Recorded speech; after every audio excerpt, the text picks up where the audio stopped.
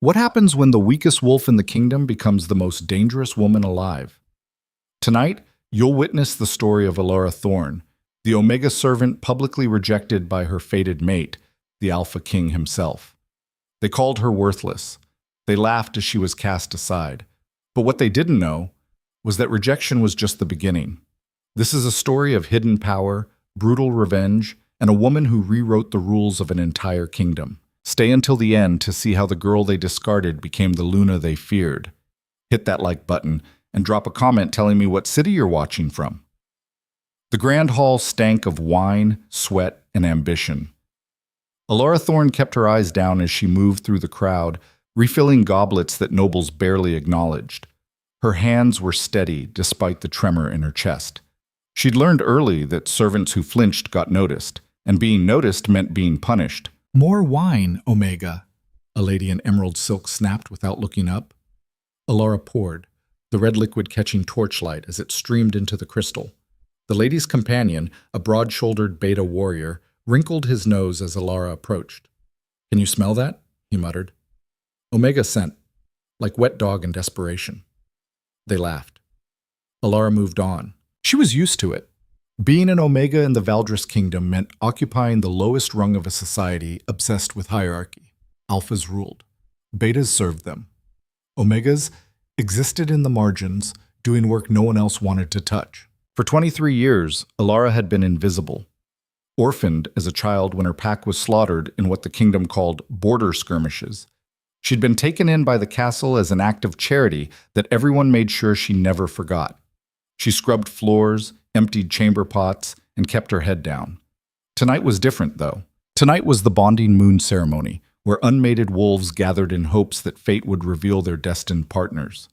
It happened once every 5 years, and the entire kingdom treated it like a festival. For alphas, it was a chance to secure powerful alliances. For omegas like Elara, it was just another night of serving people who pretended she didn't exist. She wasn't supposed to be here as a participant. She was staff. But then the drums started. The deep primal rhythm silenced the hall. Every wolf felt it, that pull in their chest, that ancient call that transcended reason. The bonding moon was rising, and with it came the magic that would reveal fated mates. Elara's pulse quickened. She set down her pitcher and tried to slip toward the servants' exit, but her body wouldn't cooperate. Her feet rooted to the floor. Her skin burned. A scent hit her like a physical blow, pine, steel, and something darker, something that made her wolf whimper and surge forward at the same time. No, this couldn't be happening. The crowd parted as if pushed by an invisible hand. At the far end of the hall, standing on the raised dais beneath the throne, was King Casimir Valdris. He was everything an alpha should be. Tall, with shoulders that looked carved from granite, dark hair that fell just past his collar, eyes the color of a winter storm, gray and merciless. He wore black and silver, his crown a simple circlet of iron that somehow made him look more dangerous, not less. Every wolf in the kingdom feared him, respected him, wanted him, or wanted to be him, and every single one of them was staring at Elara now, because the bond had snapped into place like a chain around her throat, and she knew that he felt it too. Casimir's eyes locked onto hers across the hall. For one heartbeat, she saw shock flash across his face. Then his expression went cold. "Come here," he said. His voice wasn't loud, but it carried. Alphas always carried. Elara's legs moved without permission, carrying her through the crowd. Nobles stepped back, their faces ranging from confusion to disgust. She heard the whispers start like a forest fire. "Is that an Omega? The king's mate is a servant?" She climbed the steps to the dais. Up close, Casimir was even more overwhelming. The bond thrummed between them, insistent and undeniable. Her wolf was going insane, desperate to submit, to bare her throat, to— "What is your name?" Casimir asked. His tone was flat. "Elara Thorne, your majesty." Her voice came out steadier than she felt. "Your rank?" "Omega. I serve in the kitchens and—" "I see." 2 words. That was all it took for her world to end. Casimir looked at her the way someone might look at a broken tool, with mild annoyance and a calculation of whether it was worth fixing. Then he turned to address the hall. "The bonding moon has made an error," he announced. Gasps rippled through the crowd. Elara's stomach dropped. This woman may carry the mark of fate, but fate does not understand the needs of a kingdom. Casimir's voice was iron. A king does not mate with servants. He does not bind himself to weakness when the realm demands strength. Your Majesty, Elara started, but he cut her off with a raised hand. I, Casimir Valdris, Alpha King of the Northern Territories, hereby reject this bond. He spoke the formal words clearly, each one landing like a stone in deep water. I reject Elara Thorne as my mate. I sever this tie. I choose the good of my people over the whims of the moon. The bond didn't break. It tore. Elara gasped as pain lanced through her chest, white-hot and vicious. It felt like something vital was being ripped out of her, leaving a wound that wouldn't heal. Her knees buckled. She caught herself on the edge of the dais, fingers digging into stone. The crowd erupted. Wise decision, Your Majesty. The moon can be wrong. An Omega as queen? Imagine the scandal. Through the haze of agony, Elara looked up at Casimir. For just a moment, she thought she saw something flicker in his eyes, regret, maybe, or pain. But then it was gone, replaced by the same cold indifference. Remove her, he said to the guards. Hands grabbed Elara's arms. She was hauled to her feet, her vision swimming. As the guards dragged her away, she heard the whispers follow her like knives. Poor thing. Better this way, really. Imagine thinking she could be queen. Omega trash. They threw her out through the servants' entrance. Literally threw her. She hit the cobblestones hard, scraping her palms raw. The door slammed behind her, cutting off the light and music of the hall. Elara lay there in the dark, tasting blood and humiliation. The bond wasn't broken. That was the cruelest part. Rejection severed the tie, yes, but not completely. It left a phantom limb, a constant reminder of what should have been. She could still feel him, distant and cold, like a thread pulled too tight. She pushed herself up slowly. Her dress, borrowed from another servant, the nicest thing she owned, was torn at the knee. Blood seeped through the fabric. Her hands shook as she pressed them against the stones, trying to anchor herself. Something in her chest twisted. Not the bond this time, something else.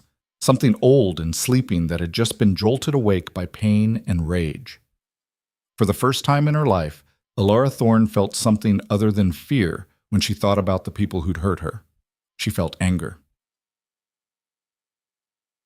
The next 3 days passed in a blur of humiliation. Elara returned to her duties because she didn't know what else to do. The alternative was leaving the castle. And where would she go? She had no pack, no family, no money. The castle had been her prison and her sanctuary for 18 years. Leaving meant starving on the streets. So she stayed, and everyone made sure she regretted it. I heard she actually thought she'd be queen, one of the kitchen maids whispered as Elara passed, her arms loaded with dirty linens. The maid's name was Petra, a beta who'd always treated Elara with casual contempt. Now that contempt had sharpened into something crueler. Delusional, another maid agreed. This one was Mira, younger, with a mean streak she usually kept hidden from the senior staff. Omegas don't mate with kings. That's just nature. Did she really think she was special? Elara kept walking. She'd learned not to respond. Engaging only made it worse. But Petra wasn't done. She stepped into Elara's path, forcing her to stop. What's wrong, Omega? No clever comeback? I guess now that your delusions have been shattered, you've got nothing left to say. Excuse me, Elara said quietly, trying to step around her. Petra grabbed the basket of linens and dumped it on the floor.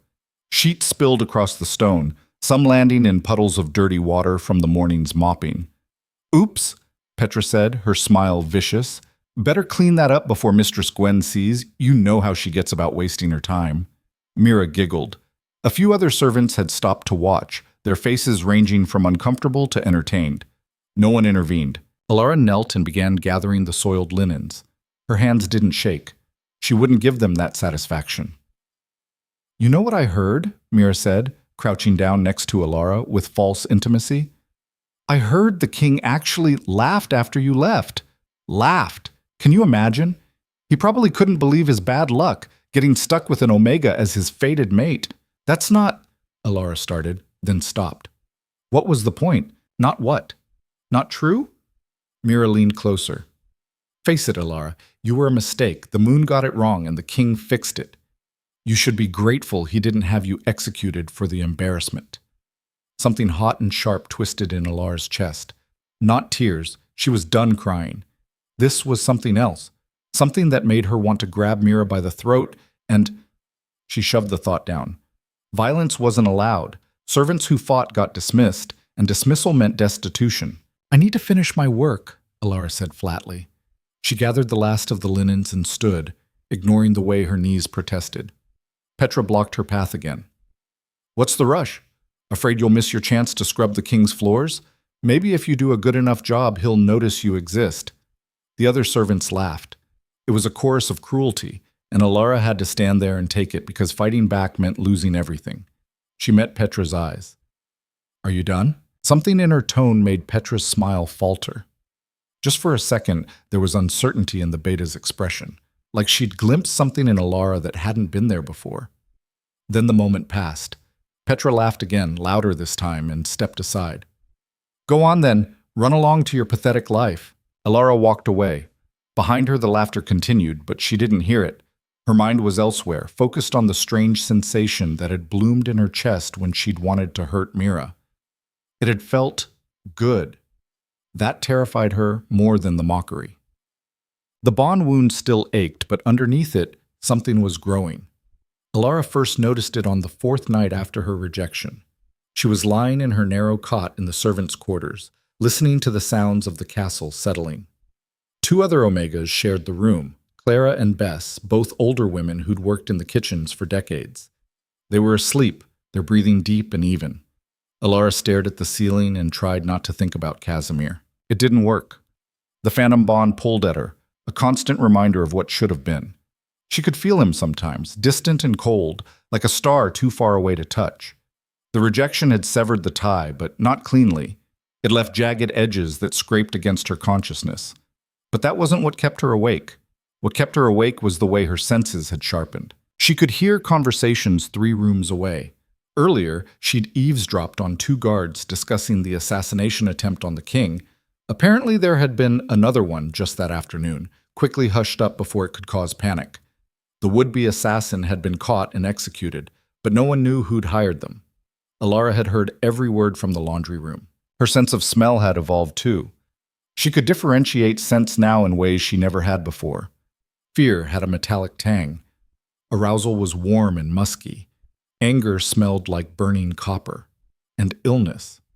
Illness had a sour, wrong quality that set her teeth on edge, like the scent coming from Clara's cot right now. Elara sat up slowly, careful not to wake Bess. She crossed to Clara's bedside and leaned closer, inhaling carefully. There. Beneath the normal scent of soap and old fabric, there was something off, something sick. Clara stirred. Elara, what are you doing? You're ill, Elara said quietly. Clara blinked up at her, confused. What? No, I'm fine, just tired. Your scent is wrong. There's something... Elara stopped, unsure how to explain. You need to see the healer. I'm not sick, Clara said, but there was uncertainty in her voice now. She sat up, pressing a hand to her chest. I've been a bit short of breath lately, but that's just age. It's not age, please, trust me. Clara studied her for a long moment. Then she nodded slowly. All right, I'll go tomorrow. Elara returned to her cot, but sleep didn't come. She lay there, processing what had just happened. How had she known Clara was sick? The woman showed no outward symptoms, but Elara had smelled it as clearly as if Clara had been bleeding. Her grandmother's voice echoed in her memory. You come from seers, child. We see what others miss. We sense the threads of fate before they tangle. Elara had been 7 when her grandmother died.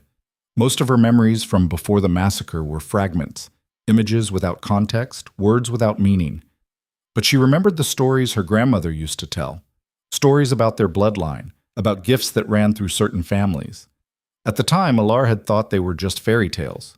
Every pack had legends about their ancestors. It was tradition, nothing more. But now she wasn't so sure. The next morning, Clara went to see the castle healer. By afternoon, word had spread through the servants' quarters. Clara had a heart condition. If she hadn't sought treatment immediately, she would have died within the week. Bess cornered Elara in the hallway. How did you know? I don't know, Elara admitted. I just smelled it. Bess stared at her like she'd grown a second head. Then she shook herself and walked away, muttering something about odd gifts and strange times. Elara went back to work, but her mind churned. If she could sense illness, what else could she sense? She started paying attention. It began as curiosity, then became something more deliberate. Elara moved through the castle like a ghost, invisible to the nobles and guards, and she watched. She noticed that Lord Heron, the master of coin, always smelled of nervous sweat when he spoke to the king. She noticed that Lady Ravel's scent turned sharp and bitter whenever someone mentioned the southern territories. She noticed that Lord Vance, the master of war, carried the smell of old blood and fresh malice. These were the king's advisors, the people he trusted most, and they all smelled wrong. Elara began listening at doors. Not obviously, she was still a servant, still expected to be cleaning or fetching or serving. But she lingered in hallways. She took extra time polishing candlesticks outside the council chamber. She volunteered for night shifts that took her past the private meeting rooms where nobles gathered after official business concluded. What she heard made her blood run cold. Cannot continue this way, Lord Heron said one evening, his voice tight with tension. Elara was supposed to be cleaning the corridor outside, but she'd positioned herself near the door, straining to hear. The king's refusal to mate weakens us. The southern packs are already questioning his judgment. He made the right choice. That was Lady Ravel, her voice dripping with false sympathy. An Omega Queen would have been a disaster. Can you imagine? The kingdom would be a laughingstock. Perhaps. Heron's tone carried doubt. But the rejection has consequences. The bonding moon does not take kindly to being spurned. Superstition, Ravel scoffed. Is it? A new voice, softer and more dangerous. Lord Vance. 3 unmated alphas have died in the past year. All rejected their fated bonds. All dead within months. The moon demands balance, Ravel. When you spit in its face, it spits back. Silence. Elara pressed closer to the door, her heart hammering. The king is strong, Heron said finally, but he didn't sound convinced. He'll survive the bond sickness. He has to. Or, Vance said slowly, we ensure he doesn't have to suffer at all. What are you suggesting? I'm suggesting, Vance continued, his voice like silk over steel, that we find a suitable match for the king, a proper Luna, someone who strengthens alliances rather than embarrassing us, someone from a strong bloodline with connections that benefit the kingdom. He'll never agree, Ravel said. Casimir is stubborn. He thinks he can weather this alone. He will if we give him no choice. Vance's voice hardened. The kingdom needs stability. If the king won't provide it willingly, we'll arrange it for him. There are ways to encourage cooperation, and if he proves too resistant, that's treason, Heron breathed. That's politics, Vance corrected. We do what's necessary for the good of the realm. Isn't that what you always say, Heron? The needs of the many outweigh the pride of one man. More silence. Then Heron spoke, his voice barely audible. Who did you have in mind? For the arrangement? Lady Seraphine Thornfield, Vance said. Beautiful, intelligent, from one of the oldest alpha bloodlines. Her family controls half the western territories. A marriage alliance would secure our borders and silence the critics who say Casimir is weak. The Thornfields have been trying to get closer to the throne for decades, Ravel said slowly. They'll jump at this opportunity. Exactly. And once the marriage is arranged, we can deal with loose ends. Vance's tone made it clear what he meant by loose ends. The rejected Omega, for instance. Her presence is a constant reminder of the king's failure. She needs to disappear. Elara's breath caught. They were talking about killing her. That seems extreme, Heron said, but he didn't sound horrified, just cautious. It's practical, Vance countered. As long as she's alive, she's a potential complication. The bond may be severed, but people talk. There are those who believe fate should be honored above politics. We can't risk someone using her as a rallying point against the crown. How would we? Ravel trailed off delicately. An accident, Vance said. Servants die all the time. A fall down the stairs. A kitchen fire. Food poisoning. No one investigates Omega deaths too carefully. Elara's hands clenched into fists. She wanted to burst through the door, to scream at them, but she didn't. She stayed frozen, listening, because information was the only weapon she had. "And the king?" Heron asked. "When do we approach him about Lady Seraphine?" "Soon," Vance said. "But first we need to make him desperate. Another assassination attempt, perhaps. Something that makes him realize he needs allies. Needs a Luna who can provide political stability." "You're going to stage an attack on the king?" Ravel sounded genuinely shocked now. "Not stage. We'll simply allow one to proceed that we've already learned about. The Crimson Brotherhood has been planning something for weeks. Our spies infiltrated their group. Normally we'd stop them, but this time we'll let them get close. Close enough to scare Casimir, but not close enough to actually kill him." "That's incredibly dangerous," Heron said. "So is doing nothing," Vance shot back. "The king is vulnerable. Every day he remains unmated, he grows weaker. We're doing him a favor, even if he doesn't see it that way." The conversation shifted to logistics, details about the Crimson Brotherhood, timing, how to position guards to ensure the attack failed but looked convincing. Elara listened to it all, her mind racing. These were the king's most trusted advisors, and they were planning to manipulate him, possibly get him killed, definitely get her killed, all to install a puppet Luna who would do what they wanted. When the meeting finally ended, Elara slipped away before anyone could discover her. She made it back to the servants' quarters, climbed into her cot, and stared at the ceiling. She should tell someone, warn the king. But who would believe her? She was a rejected Omega with no proof except her own word. Casimir had made it clear he wanted nothing to do with her. The guards answered to people like Vance. The other servants would think she was delusional or attention-seeking. No one would listen, which meant she was on her own. For the next week, Elara became a shadow. She tracked Lord Vance's movements, noting when he met with strangers in dark corners of the castle. She followed Lady Ravel to the merchant's quarter and watched her pass sealed messages to traders who asked no questions. She catalogued every suspicious conversation, every furtive glance, every scent of fear and malice. The castle was rotting from within, and no one seemed to notice except her. On the 8th day after she'd overheard the conspiracy, Elara was scrubbing floors in the east wing when she caught a new scent. Blood. Fresh blood tinged with poison. She followed it to one of the guest chambers and found a young guard collapsed against the wall, his face gray with pain. A shallow cut on his forearm leaked black blood, definitely poisoned. "Help!" he rasped when he saw her. "Please!" Elara dropped her scrub brush and ran to him. "What happened?" "Ambush, training yard. Something." His eyes rolled back.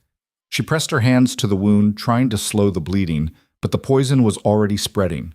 Black veins crept up his arm like cracks in glass. "Stay with me," Elara said. She ripped a strip from her apron and tied it above the wound, creating a tourniquet.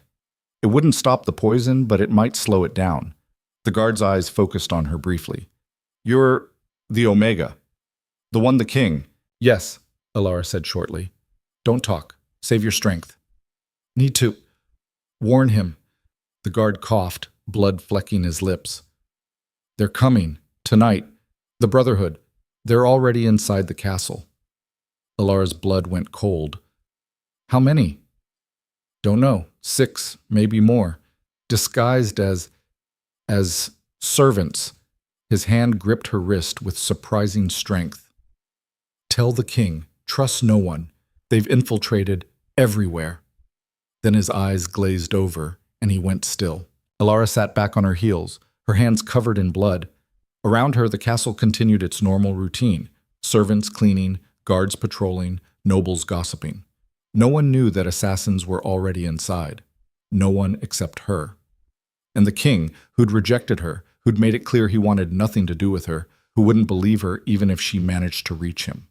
Elara looked down at the dead guard, then at her bloody hands. She could walk away. Let Casimir face the consequences of his own arrogance. Let the kingdom burn. The thought was tempting, but if the kingdom burned, innocent people would die. Servants like Clara and Bess, children in the lower districts, people who'd never done anything except exist in the wrong place at the wrong time. And maybe, just maybe, some part of her still felt that damn bond, faint and broken as it was, pulling her toward a man who'd thrown her away. Elara stood. She cleaned her hands as best she could, then ran toward the royal wing. She had to warn him, even if it killed her. Getting into the king's chambers was easier than it should have been. Elara knew the guard rotations, knew which corridors were watched and which weren't, knew how to move like she belonged. She'd been invisible her whole life. Tonight, that invisibility was armor. She slipped past two guards who were arguing about a dice game, ducked through a servant's passage that most nobles didn't know existed, and emerged in the corridor outside Casimir's private study. The door was closed. Light showed underneath. Elara took a breath, smoothed her blood-stained apron, and knocked. Silence. Then, "Enter." She pushed the door open. Casimir sat at his desk, reviewing documents by candlelight. He looked exhausted. There were shadows under his eyes that hadn't been there during the bonding moon, and his shoulders carried tension like he was bracing for a blow. When he looked up and saw her, his expression went cold. "What are you doing here?" Elara closed the door behind her. "You're in danger, right now, tonight." Casimir set down his quill with deliberate care. "I thought I made myself clear. If you came near my chambers again—" "The Crimson Brotherhood is in the castle," Elara interrupted. "At least 6 assassins, disguised as servants. They're planning to kill you tonight. Your own advisors, Lord Vance, Lady Ravel, Lord Heron, they knew about it. They're letting it happen." Casimir stared at her. Then he laughed. It was a harsh, humorless sound. "This again? I warned you, Elara. I will not tolerate these conspiracy theories. A guard just died in my arms," Elara snapped. "He was poisoned." His last words were a warning about the Brotherhood. "This isn't a theory. It's happening right now." Something flickered in Casimir's eyes. "Which guard?" "I don't know his name. Young, brown hair, scar on his left cheek. He was in the East Wing." "Marcus," Casimir said quietly. He stood, his hand moving to the sword at his hip. He was supposed to be on patrol in the training yard. He was ambushed. Whatever they did to him, it was fast and quiet. No one else knows he's dead. Elara stepped closer. "They're already inside, Casimir. Your advisors have been planning this for weeks. I've heard them. They want you desperate enough to accept a marriage alliance with Lady Seraphine Thornfield. They're using the Brotherhood to scare you into compliance." Casimir's jaw tightened. "That's a serious accusation." "It's the truth. Lord Vance has been meeting with Thornfield representatives. Lady Ravel is smuggling weapons through her trade routes. Heron is embezzling funds to pay off whoever they need to buy. They're all working together, and you're too stubborn to see it." "And how exactly would a servant know all of this?" Casimir's voice was cold, but there was doubt underneath now. She could hear it. "Because I'm invisible," Elara said simply. "No one watches what they say around me. No one thinks I matter. I've been listening, tracking their movements, gathering evidence. And what I've found is that half your council wants you dead or controlled, and the other half is too scared to stop them." Casimir studied her. In the candlelight, his eyes were storm gray and unreadable. "If what you're saying is true, it is, then why tell me? I rejected you, humiliated you in front of the entire court. You should want me dead." Elara met his gaze. "Maybe I should. But if you die, the kingdom falls apart, and innocent people suffer. I've already lost my family once. I won't watch it happen to others just because you're too proud to admit you might be wrong." For a long moment, they stood in silence. Then Casimir moved. He crossed to a cabinet and pulled out a second sword, checking the blade. "If you're lying to me, I'm not. I will have you executed. Fated mate or not, I don't tolerate treason." "I'm not the one committing treason," Elara said. "Your advisors are." Casimir strapped on the sword, then reached for a small bell on his desk. "I'm calling the guard." "No," Elara said sharply. "The guard has been compromised. Marcus said so before he died. You don't know who's loyal anymore." Casimir's hand froze. "Then what do you suggest?" "We find them ourselves," Elara said. "I can track them by scent. I know what the poison smells like, and I know which of your people carry the stink of betrayal. But you have to trust me." "Trust you," Casimir repeated. His laugh was bitter. "The Omega I rejected, who has every reason to want me dead." "Yes," Elara said. "Trust me, because right now I'm the only ally you have." Casimir looked at her, really looked at her, for the first time since the rejection. Elara held his gaze, refusing to flinch. Finally, he nodded. "Lead the way," Yes. They moved through the castle like ghosts. Elara led, her senses straining. Casimir followed, silent and deadly, his hand never far from his sword. She could smell the assassins now. Beneath the servants' uniforms, they carried the scent of foreign soil, unfamiliar soap, and that distinctive metallic tang of people ready to kill. The first one was in the kitchens, adding something to a pot of stew meant for the guards' dinner. Casimir moved before Elara could stop him. He grabbed the assassin from behind, one hand over the man's mouth, the other pressing a blade to his throat. "How many?" Casimir growled. The assassin struggled, but Casimir's grip was iron. After a moment, the man went still and held up 7 fingers. 7 assassins, more than the guard had said. Casimir slit the man's throat in one efficient motion, then lowered the body to the ground. He dragged it into the pantry, out of sight. "One down," he said quietly. They found the second assassin in the guard's barracks, rifling through weapons. This one put up more of a fight. He got his blade out and actually managed to cut Casimir's arm before the king drove his sword through the man's chest. Blood sprayed across the stone floor. Casimir didn't even flinch. "2," Elara whispered. The third and fourth were together, stationed near the main entrance.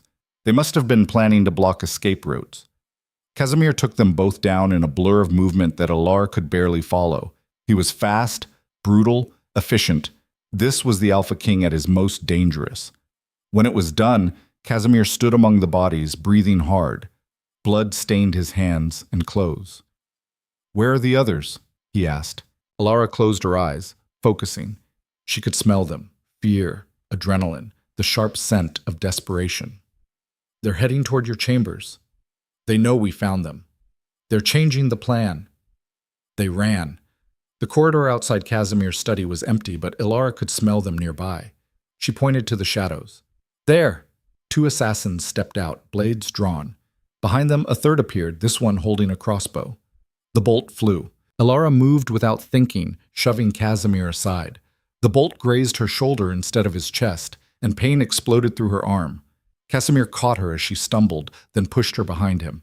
"Stay back!" But Elara didn't stay back.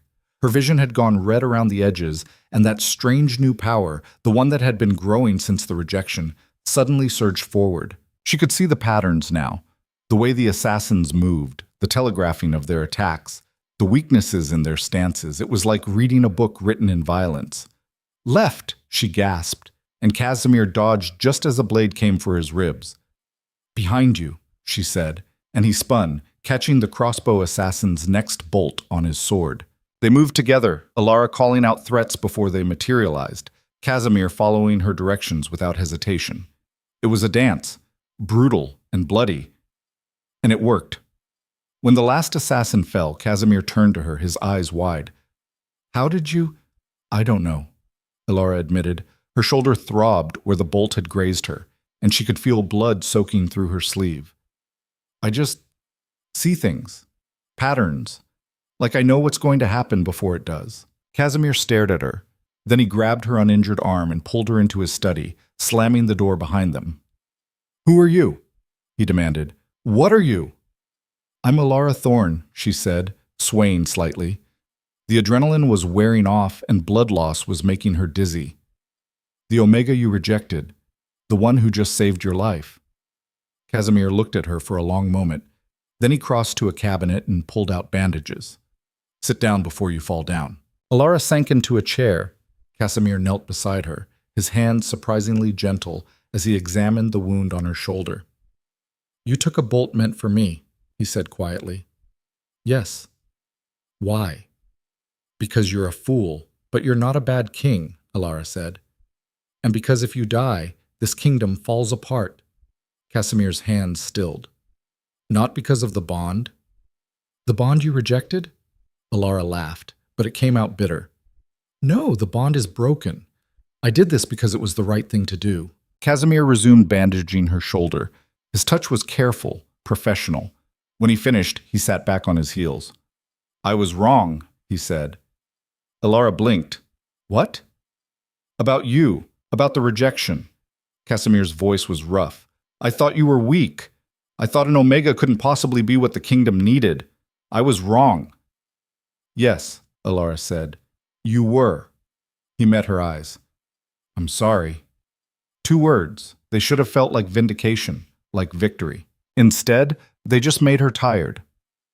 Your apology doesn't fix anything, Elara said quietly. You humiliated me in front of the entire kingdom. You threw me away like I was nothing. And now because I saved your life, you suddenly realize I have value? That's not how this works, Casimir. I know, he said, but I'm saying it anyway. You deserve better than what I gave you. Elara stood, ignoring the way her shoulders screamed in protest. What you gave me was contempt. What I gave you was your life. We're not even close to even. She moved toward the door, but Casimir caught her wrist. Wait. Please. She turned, meeting his storm-gray eyes. I need your help, he said. If my advisors are truly conspiring against me, I need someone I can trust. Someone who sees what others miss. You need me, Elara said flatly. Yes. After rejecting me. After telling the entire kingdom I wasn't good enough. Yes. Elara looked down at his hand on her wrist.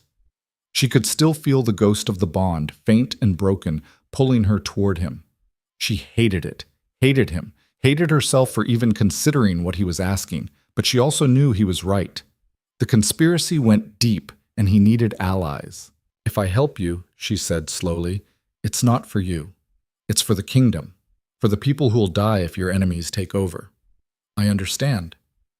And you'll give me what I want in return. Casimir's eyes narrowed. Which is? Elara smiled, and there was nothing kind in it. Revenge. When we expose your advisors, when we tear apart their conspiracy, I want to be the one who destroys them, publicly, completely. They've been planning to kill me, Casimir. I want justice. Justice or revenge? Is there a difference? Casimir studied her for a long moment. Then he nodded. All right. You help me root out the traitors, and I'll give you your revenge. They shook on it, formal and cold. And as Elara left his chambers, her shoulders still bleeding and her mind already racing with plans, she realized something. The girl who'd been rejected at the bonding moon was gone. In her place was someone new, someone harder, someone dangerous. Someone who was about to remind this kingdom that strength came in many forms, and the weakest wolf could have the sharpest teeth. The bodies were discovered at dawn, 7 dead assassins scattered throughout the castle, their throats cut, their blood pooling on stone floors that servants would spend days scrubbing clean. The official story spread quickly. The king had uncovered a plot by the Crimson Brotherhood and dealt with it personally, proving once again why Casimir Valdris was the most dangerous alpha in the Northern Territories. No one mentioned the Omega who'd helped him. Elara stood in the servants' hall 3 days later, her wounded shoulder bandaged beneath her dress, and listened to the gossip swirl around her like smoke. I heard he killed all 7 himself, Petra said, her voice hushed with a mixture of fear and admiration. Didn't even call for backup, just hunted them down one by one. That's what a real alpha does, Mira added. Protects his kingdom without hesitation. Elara kept her eyes on the vegetables she was chopping. Her hands moved with mechanical precision, the knife flashing as it reduced carrots to neat slices. No one asked about the bandage on her shoulder. No one wondered why she'd been absent from her duties for 2 days while the wound healed. She was invisible again. Exactly as planned. Did you hear about Lord Vance? Another servant whispered. The king's ordered an investigation into the treasury. Apparently there have been irregularities. Elara's knife paused for just a fraction of a second, then continued its rhythm. So Casimir was moving against his advisors. Good. It was about time. The investigation had been her idea. She'd laid it out for him the morning after the assassinations, sitting in his study with her shoulder freshly bandaged and her mind clear despite the pain. You can't confront them directly, she'd said. If you accuse Lord Vance or Lady Ravel without proof, they'll deny everything. The other nobles will think you're paranoid. Casimir had stood at the window, his back to her. Then what do you suggest? We make them expose themselves. Start with small moves, audit the treasury, review trade agreements, question guard rotations. Make them nervous. When people get nervous, they make mistakes. He'd turned to look at her then, his expression unreadable. You've thought about this. I've had a lot of time to think, Elara had said. Servants have nothing but time. Now, 3 days later, the plan was in motion. Casimir had announced the treasury audit as a routine matter. Nothing to worry about, just good governance. But Elara could smell the fear spreading through the castle like rot. Lord Heron's scent had turned sour with panic. Lady Ravel was meeting with strange messengers at odd hours. Lord Vance moved through the halls like a predator sensing a trap. They knew something had changed. They just didn't know what. Elara. She looked up. Mistress Gwen, the head of household staff, stood in the doorway. She was a stern woman in her 50s, a beta who ran the servants with iron discipline. Yes, mistress? You're needed in the king's study, immediately. The kitchen went silent. Every servant turned to stare at Elara. Petra's eyes narrowed. Why would the king want to see her? Mistress Gwen's expression was disapproving. I don't question his orders, and neither should you. Elara, go, now. Elara set down her knife and wiped her hands on her apron. She could feel the weight of every stare, hear the whispers starting before she'd even left the room. What does he want with her? Maybe he's finally going to dismiss her properly. Or maybe she's in trouble.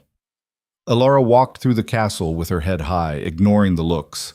She'd learned to wear invisibility like armor, but she was starting to realize that armor could be shed when necessary. Casimir's study was guarded by 2 soldiers she didn't recognize. New faces, probably brought in from outside the castle. Smart. He was rebuilding his security from the ground up. One of the guards knocked, then opened the door for her. The Omega, Your Majesty. Elara stepped inside. The door closed behind her with a soft click. Casimir sat at his desk, reviewing documents. He looked up when she entered, and for a moment their eyes met. The phantom bond pulled, faint and broken, but still there, a reminder of what had been severed. You wanted to see me? Elara asked. Sit. It wasn't a request. She sat in the chair across from him, folding her hands in her lap. Her shoulder ached, but she kept her expression neutral. Casimir set down his quill. The Treasury audit has revealed some interesting discrepancies. Large sums of money have been moved through accounts controlled by Lord Heron. When questioned, he claimed they were diplomatic expenses. But they weren't, Elara said. No, the amounts don't match any official diplomatic activity. And the timing... Casimir pulled out a ledger and turned it to face her. See these dates. They correspond with known Crimson Brotherhood movements in the region. Elara leaned forward, studying the entries. Her grandmother's gift, the one that let her see patterns others missed, suddenly sharpened. The numbers weren't random. They told a story. He's been funding them, she said slowly. Not all of them, but enough. Paying for information, maybe. Or paying them to fail at the right moment so he could look like a hero when they were caught. Casimir's eyes gleamed. That's what I thought. But I need proof, real proof, not just suspicious ledgers. What kind of proof?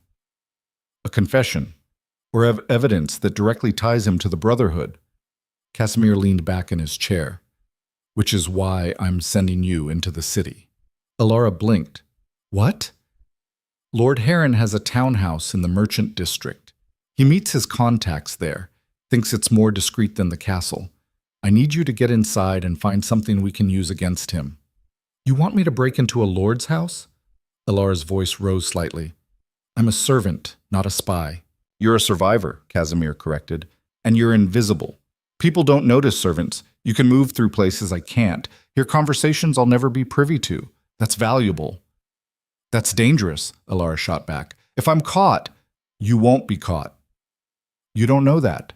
Casimir stood and walked around the desk, stopping a few feet from her chair. You're right. I don't. But I know you're smart enough to pull this off, and I know you want revenge as badly as I want justice. This is how we get it. Elara met his gaze.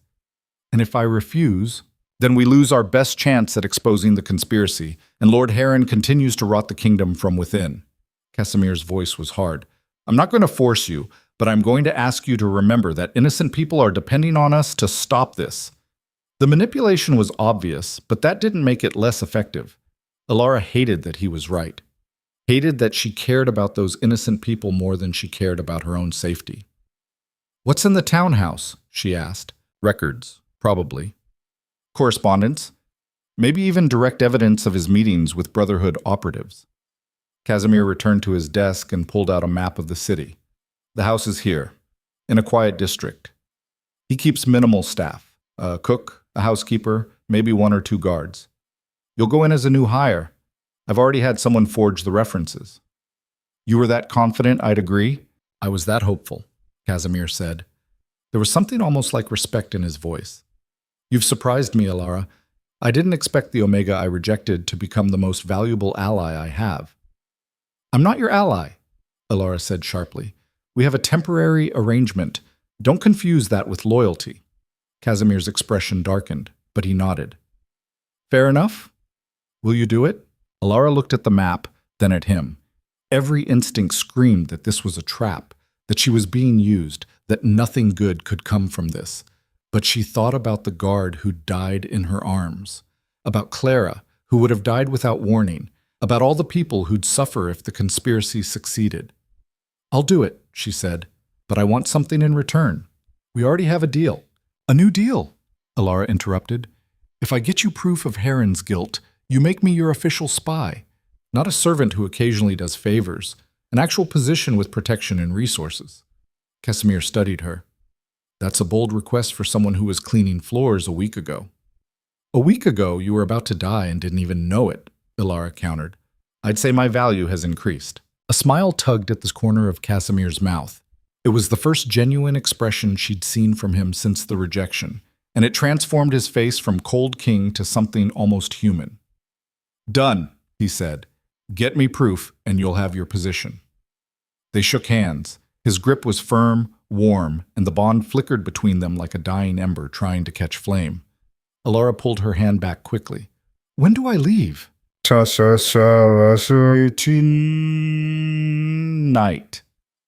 I'll have clothes and documents sent to your quarters. Memorize the layout of the house, learn your cover story, and don't get caught. Casimir's voice turned serious. If you're discovered, I can't protect you openly. You'll be on your own. I've always been on my own, Elara said.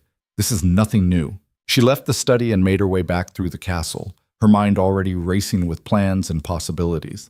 She didn't notice Lord Vance watching from a shadowed alcove, his eyes following her with cold calculation. But she smelled him, that rot and malice scent that made her skin crawl, and she filed it away for later. The townhouse was exactly as Casimir had described, modest by noble standards, discreet, tucked into a quiet street where neighbors minded their own business.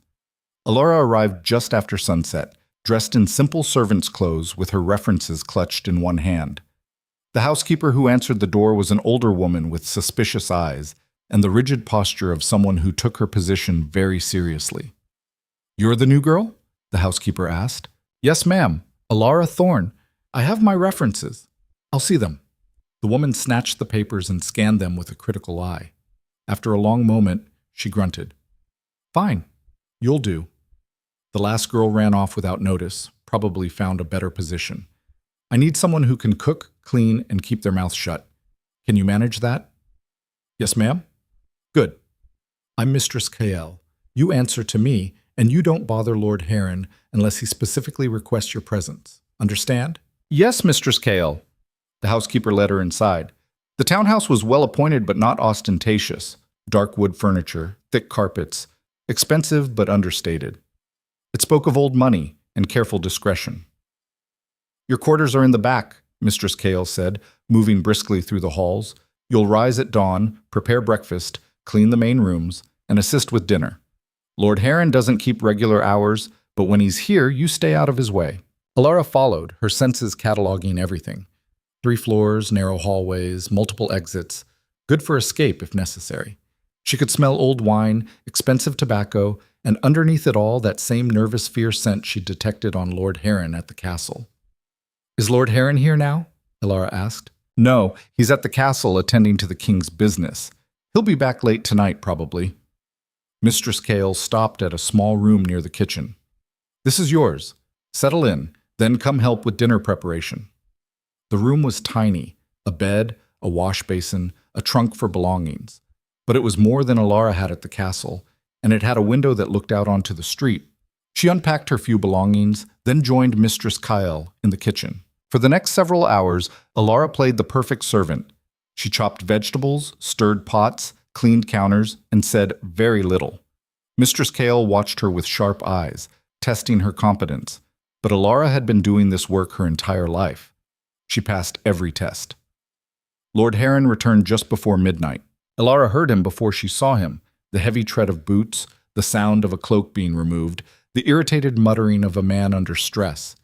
She was in the kitchen cleaning the last of the dinner dishes when Mistress Kael appeared. "Lord Heron wants wine in his study. You'll bring it." Elara's pulse quickened. "Of course." She prepared a tray with a decanter of red wine and a glass, her hand steady despite her racing heart. This was it, her first chance to see inside his private spaces. The study was on the second floor behind a heavy oak door. Elara knocked softly. "Enter." She pushed the door open and stepped inside. Lord Heron sat behind a massive desk covered in papers. He was a thin man with graying hair and the permanently anxious expression of someone carrying too many secrets. When he looked up at her, his eyes were bloodshot and unfocused. "The wine," Elara said quietly, crossing to set the tray on his desk. "You're new," Heron said. It wasn't a question. "Yes, my lord? I started today." He waved a dismissive hand. "Fine. Leave the wine and go." Elara bowed and turned to leave, but her eyes were already scanning the room. Ledgers on the shelves, letters stacked on a side table. A locked drawer in the desk that practically screamed, "Secrets here." As she reached the door, Lord Heron spoke again. "Wait." She froze. "My lord?" "Come here." Elara turned slowly. Heron was standing now, moving around the desk toward her. His scent had changed, the anxiety was still there, but now there was something else, suspicion. "Look at me," he ordered. She met his eyes. He studied her face for a long moment, his expression calculating. "Have we met before?" he asked. "No, my lord. I've been working in the castle kitchens until recently. We wouldn't have crossed paths." "The castle," Heron repeated. His eyes narrowed. "Which section?" "The lower kitchens, my lord. Servants' level." He continued to stare at her, and Elara forced herself to remain calm. She could smell his fear intensifying, mixing with something darker. He was on edge, paranoid, seeing threats everywhere. Finally, he stepped back. "Go. And tell Mistress Kael I'm not to be disturbed for the rest of the night." "Yes, my lord." Elara left the study and closed the door behind her, her heart hammering. That had been close. Too close. Heron was more paranoid than she'd anticipated. But she'd seen inside the study. She knew where the important documents were kept. Now she just had to figure out how to get to them. For the next 2 days, Elara settled into her role at the townhouse. She learned Mistress Kael's routines, memorized the house's rhythms, and carefully avoided drawing attention.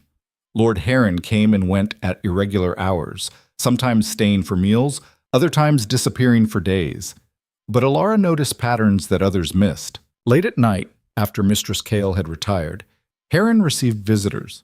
They came through the back entrance, hooded and cautious, and they never stayed long. Elara couldn't see their faces, but she could smell them, the distinctive sense of fear, greed, and desperation that marked people involved in illegal activities. She also noticed the way Heron's hands shook when he thought no one was watching, the way he drank more wine than was wise, the way he jumped at unexpected sounds. He was terrified. The king's investigation had him rattled, and he was making mistakes. On the third night, Elara's opportunity came. Lord Heron left the townhouse in the evening, dressed for a formal dinner at the castle. Mistress Kael informed Elara that he wouldn't return until late, possibly not until morning. "We can retire early tonight," the housekeeper said with rare generosity. "Make sure the main rooms are clean, then you're dismissed." Elara cleaned with methodical efficiency, her mind on the study upstairs. She waited until Mistress Kael had gone to her own quarters, until the house settled into silence, until she was certain she was alone. Then she slipped up the stairs.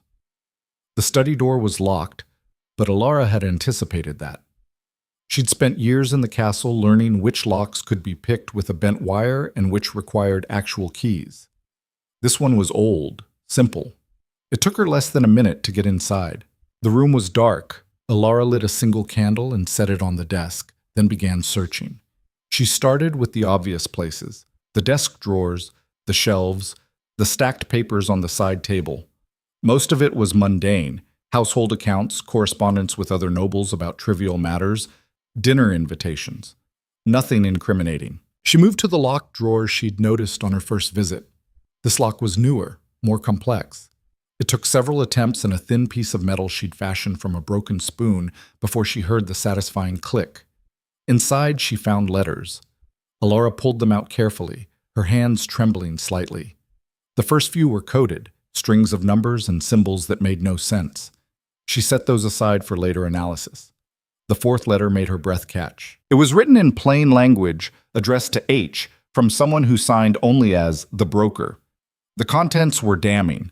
The king's investigation into the treasury proceeds faster than anticipated. Our mutual friend suggests accelerating the timeline. The Thornfield alliance must be secured before he uncovers the full extent of our arrangements. If necessary, remove the obstacle directly. The Brotherhood failed, but there are other methods. Payment for the last shipment has been received. The weapons are in place, awaiting your signal. When you give the word, we can move against the king's loyalists. The chaos will force his hand. He'll have no choice but to accept Lady Seraphine as his Luna to restore order. The Omega girl remains a complication. V insists she must be dealt with permanently. An accident has been arranged for when she returns to castle duties. Ensure she's in the East Wing kitchens on the night of the next new moon. Destroy this letter after reading. Elara read it 3 times, her mind racing. They were planning to kill her. They had a specific date, a specific location. And they were stockpiling weapons somewhere in the castle, preparing for a violent coup if Casimir didn't cooperate. This was bigger than embezzlement. This was treason on a massive scale. She needed to take this evidence back to Casimir immediately. But if Heron discovered it missing, he'd know someone had infiltrated his household. He'd destroy the rest of the evidence, warn his co-conspirators, and disappear. Elara pulled out a small notebook she'd hidden in her dress pocket and began copying the letter word for word. Her handwriting was rough, unpracticed from years of not needing to write, but legible enough.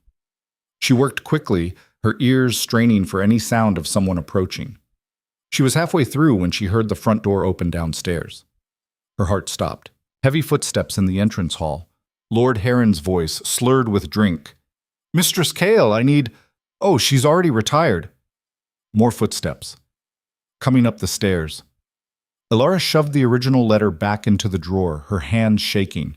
She locked it as quietly as possible, but the mechanism made a soft click that sounded deafening in the silent house. The footsteps paused. "Who's there?" Heron called out. Elara blew out the candle and looked around desperately. The study had one window, but it overlooked a 2-story drop to the street. The door was the only exit, and Heron was in the hallway right outside. She was trapped. The door handle turned. Light from a lamp flooded into the room as Heron entered. Elara had pressed herself into the corner behind a tall bookshelf, making herself as small as possible. Through the gap between shelf and wall, she could see Heron moving into the room, lamp held high. He went straight to the desk, set down the lamp, reached for the locked drawer. Elara's pulse thundered in her ears. If he checked the contents carefully, if he noticed the letters had been disturbed. But Heron was drunk. His movements were clumsy, unfocused. He opened the drawer, glanced at the papers inside, then closed and locked it again. He stood there for a moment, swaying slightly, then crossed to the window. "Paranoid," he muttered to himself. "Getting paranoid in my own house. Need to sleep this off." He turned to leave, and his lamp swung toward Elara's hiding spot. She held her breath, pressing herself harder against the wall. The light washed over the bookshelf, but didn't quite reach her corner. Heron paused, sniffed the air. "Candle smoke," he said slowly. His voice had lost its drunken slur, sharpening into something dangerous. "Someone's been in here." He moved back to the desk, checking it more carefully now. His hands ran over the surface, testing for disturbances. Then he crouched, examining the lock on the drawer. "Fresh scratches," he whispered. "Someone picked this lock tonight." Elara's mind raced. She could try to wait him out, hope he'd leave and search elsewhere. But Heron was moving toward the bookshelf now, his lamp raised high. She had seconds to decide, fight or run. Elara chose fight. She burst from behind the bookshelf, shoving it with all her strength. The heavy furniture teetered, then toppled forward. Heron threw himself backward with a shout, and the bookshelf crashed to the floor, books and papers flying everywhere. Elara ran for the door, but Heron was faster than she'd expected. He grabbed her arm, spinning her around, and she saw the knife in his other hand. You! He snarled. His eyes were wild now, all pretense of civility gone. I knew there was something wrong about you. Who sent you? The king? That bastard thinks he can send spies into my own home? Let go of me, Elara growled. You've seen too much. You'll disappear tonight, just another servant who ran away. He raised the knife. Elara's power flared. That strange gift that let her see patterns, predict movements, sense danger before it struck. She saw the trajectory of the knife, saw the way Heron's weight was distributed, saw the opening. She drove her knee into his stomach. As he doubled over, gasping, she grabbed the lamp from where he'd set it on the desk and smashed it against his head. Glass shattered, oil sprayed across Heron and the fallen bookshelf. The lamp's flame caught on the oil immediately. Fire erupted. Heron screamed, batting at his oil-soaked sleeve as it ignited. He stumbled backward, crashing into the curtains. The fabric caught fire instantly, flames racing up toward the ceiling. Elara stood frozen for one horrible moment, watching the fire spread with terrifying speed. The old house, the dry wood, the paper scattered everywhere. It was all perfect kindling. "You stupid girl!" Heron shrieked, rolling on the floor to extinguish his burning sleeve. "You've killed us both!" Elara ran. She burst out of the study into a hallway already filling with smoke. Behind her, she heard Heron still screaming, heard the roar of flames consuming the room. She should help him, should try to put out the fire. But the copied letter was tucked in her bodice, and if she died here, Casimir would never get the proof he needed. She made her choice. Elara ran down the stairs, through the main hall where Mistress Kyle was emerging from her quarters in her nightgown, confusion and terror on her face. "Fire!" Elara shouted. "Get out! The whole house is going to burn!" She didn't wait to see if the housekeeper listened. She ran for the back entrance, through the kitchen, out into the night air. Behind her, the townhouse was already glowing orange. Flames licked out of the second-story windows. She could hear shouting now, neighbors raising the alarm, calling for water. Elara didn't stop running until she was several blocks away, until her lungs burned and her legs trembled. She collapsed in a dark alley, pressing her back against the wall, and tried to process what had just happened. She'd gotten the proof, but she'd also set a lord's house on fire. Maybe killed him. The magnitude of it crashed over her. She wasn't just a servant playing spy anymore. She'd crossed a line, and there was no going back. Her hands shook as she pulled out the folded paper from her bodice. The words were still there, still damning, still true. She had to get this to Casimir. Nothing else mattered. Elara made it back to the castle just before dawn, slipping through the servants' entrance. Her dress was torn and smoke-stained, her hair singed at the ends, her hands scraped raw. A few early-rising servants gave her shocked looks. "What happened to you?" one of the kitchen boys asked. "Accident in the city," Elara said shortly. "I'm fine." She pushed past them and headed straight for the royal wing. The guards at Casimir's study looked surprised to see her, but they didn't stop her when she said it was urgent. Elara burst into the study without knocking. Casimir was at his desk, dressed but looking like he hadn't slept. Maps and documents covered every surface. When he saw her, disheveled, smoke-stained, wild-eyed, he stood so fast his chair clattered backward. "What the hell happened?" Elara pulled the folded paper from her bodice and slapped it on his desk. "I got your proof. All of it.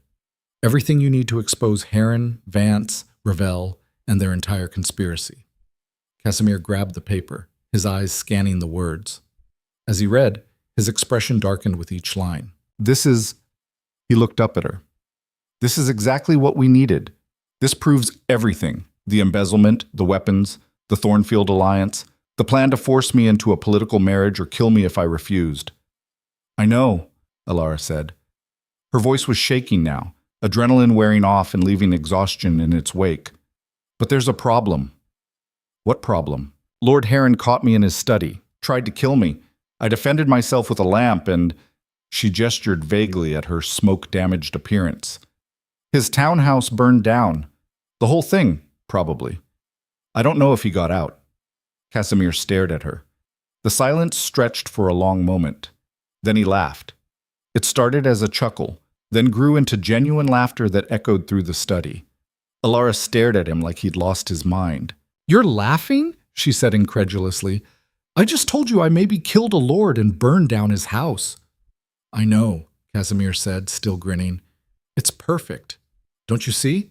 If Heron died in the fire, his co-conspirators will panic. They'll think we're already moving against them, that we know more than we do. They'll make mistakes. He crossed to a cabinet and pulled out a bottle of whiskey and 2 glasses. He poured them each a generous measure and handed one to Elara. To accidentally effective espionage, he said, raising his glass. Elara took it automatically, still processing. You're insane. Probably, Casimir agreed, but I'm also right. This changes everything. He downed his whiskey in one swallow, then set the glass aside. His expression turned serious. Are you hurt? Did he injure you? Just scrapes and bruises. Nothing serious. Good. Casimir studied her for a moment, and something shifted in his gaze. You did well, Elara. Better than well. You got proof that my own intelligence network couldn't find, and you survived an attempt on your life. That's not luck. That's skill. The praise felt strange coming from him. Elara wasn't sure how to respond. We had a deal, she said instead. I got you proof. You owe me a position. I remember. Casimir returned to his desk and pulled out a piece of official parchment. He wrote something quickly, signed it, and pressed his seal into hot wax at the bottom. Then he handed it to Elara.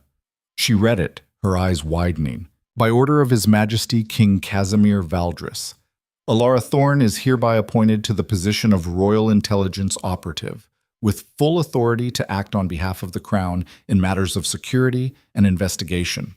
She answers directly to the king and is granted protection under royal decree. This is...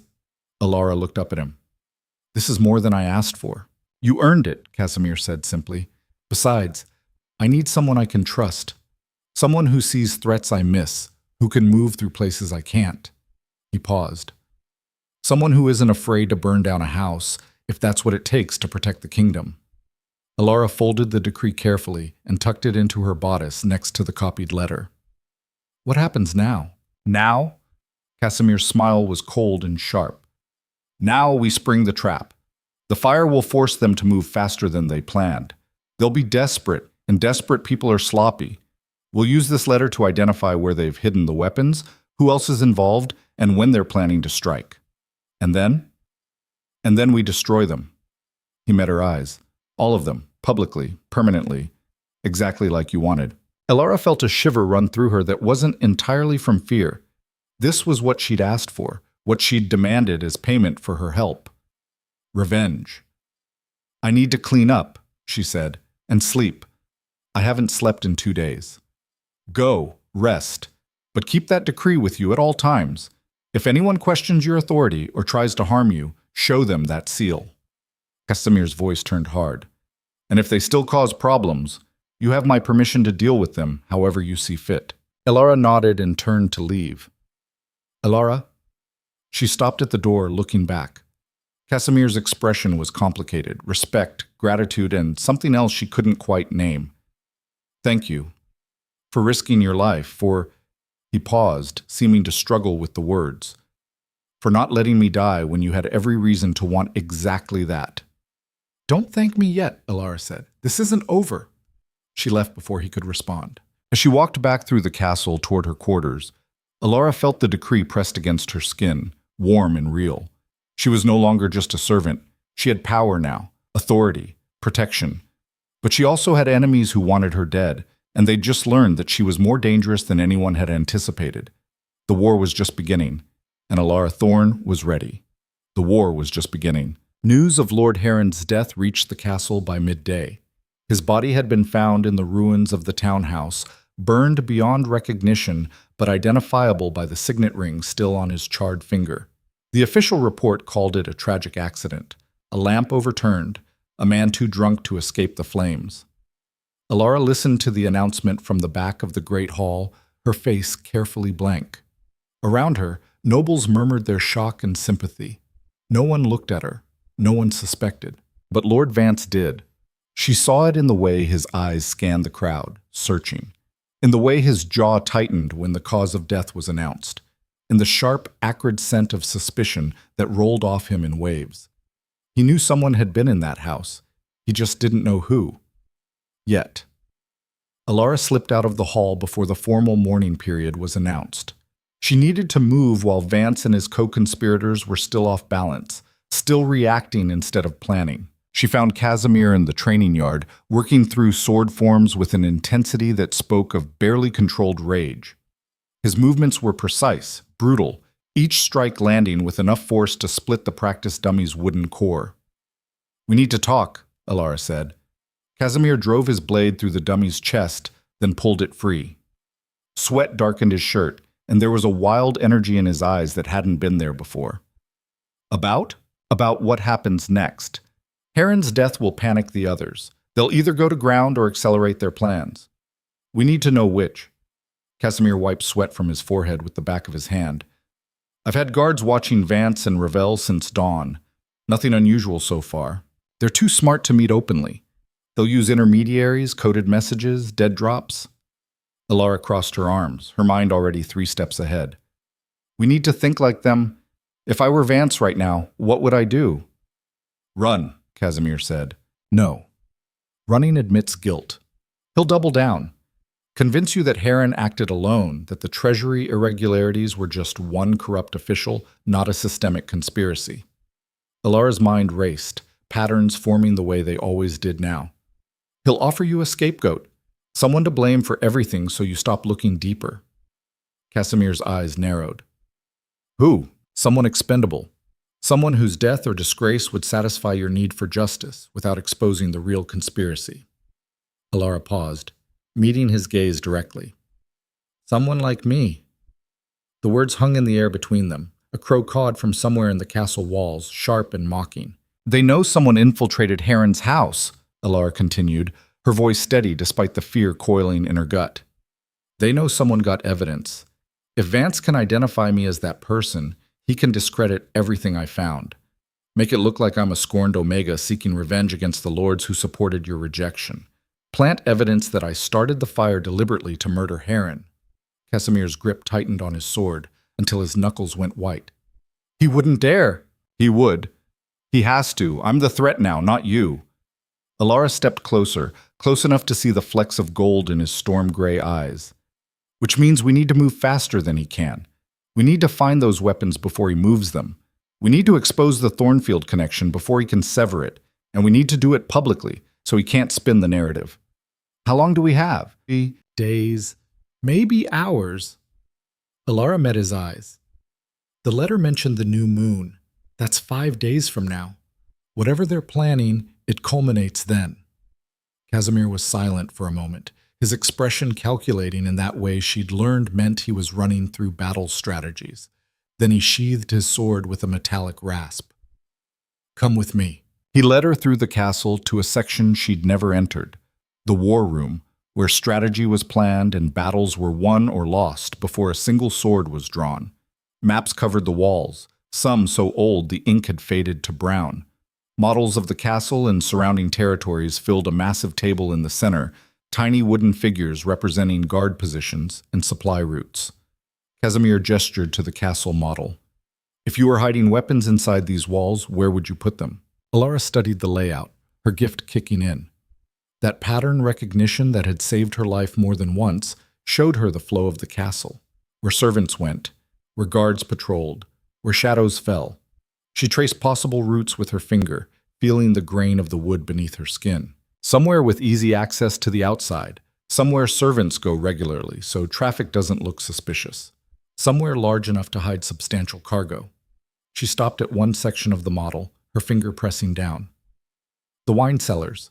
They run under the entire east wing, they're restocked constantly, and they have a delivery entrance that opens directly onto the merchant road.